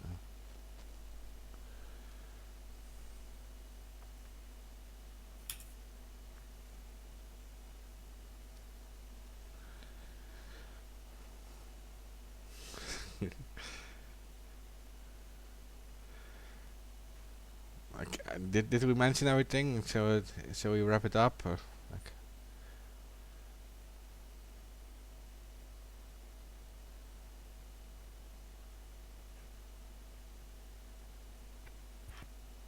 Okay, so today we talked mainly about the virus, yeah. the coronavirus, the Wuhan virus, about how government cover up the numbers, A little bit of that. and well, yeah, and well, I think I know the best for now, the best way to protect yourself from a virus because it's gonna spread. It's event if it's gonna eventually gonna spread to the whole world soon. So rather than hoping that the virus won't come to you, why not we prepare to do preparation to be against the virus. For now, we should the best way is to boost your to keep your body healthy, let your immune system be prepared for to fight against these viruses. Like try to eat healthy, and then Take peace, vitamins. yeah, and try to maintain your household clean. Like I know people don't like to. Yeah, I know people don't like to wipe their houses floors with chemicals, but for now the best way is like dilute to one to like like 99 water to 99% of water to one bleach. That's what I get educated about cleaning up your house to wipe their to wipe all surfaces, and yeah, and try to wear a mask if you feel if there's like if there are people going to like getting if there's like virus going on in your community. I would just say wear your mask all the time because from now on you can't really tell who are the carriers. And Yeah, it's yeah, not this since the coronavirus. incubation. Yeah, even if it's not this coronavirus, it's always nice to like avoid going to crowded places. It's still flu season, right? Maybe. I'm not quite sure, but I mean like isn't like the cold season in northern hemisphere is still the flu season, I guess. Yeah. So wear a mask and well wash your hands frequently. Yep, that's a very important part. Besides from wear a mask, wash your hands frequently. Wash your hands frequently. Wash your hands frequently. It's from the video, isn't it? No? I'm not quite sure. You have to Okay. say it's so important that you have to say it three Yeah. because that's the way how you stop spreading to other people.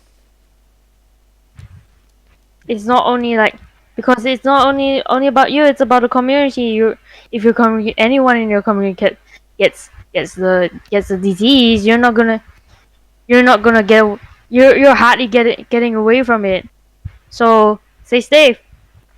Yeah, and also if you ever find yourself maybe suspected, uh, you might have already got the disease, go to a hospital immediately. Get yourself the test.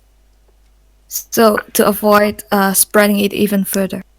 I mean, like it's sad, but it's sad, but the resources are in, well, a lot of the resources in the hands of the government. Yeah. Yeah. So, and the washing hands is very important, and also because flu viruses can survive for 24 to 48 hours on public spots, like a counter in a store or whatever, or doorknobs and stuff. And in carpets, the viruses can survive even longer. They can survive for days in carpets if you have like in your home you have like carpets and stuff. So washing your hands and then touching public spaces, that like you're defending other people against getting like public against illnesses, right? I mean, if you have it, and but and you this is very important. And but these are things not to actually get the disease, but you also have things to boost your immune system, like against the flu type of viruses, which is this one too, is a corona type of virus. There are vitamins like vitamin C that actually over 150 animal studies have proven that they actually do shorten the period of a flu type of illness, and they actually defend you in some way against getting it. And Hmm. they also stop certain viruses from creating pneumonia with you. I'm not sure how strong it will help, but it is definitely worth to actually use these vitamins in a little more than usual. And for the rest, I think you guys gave everything that people need.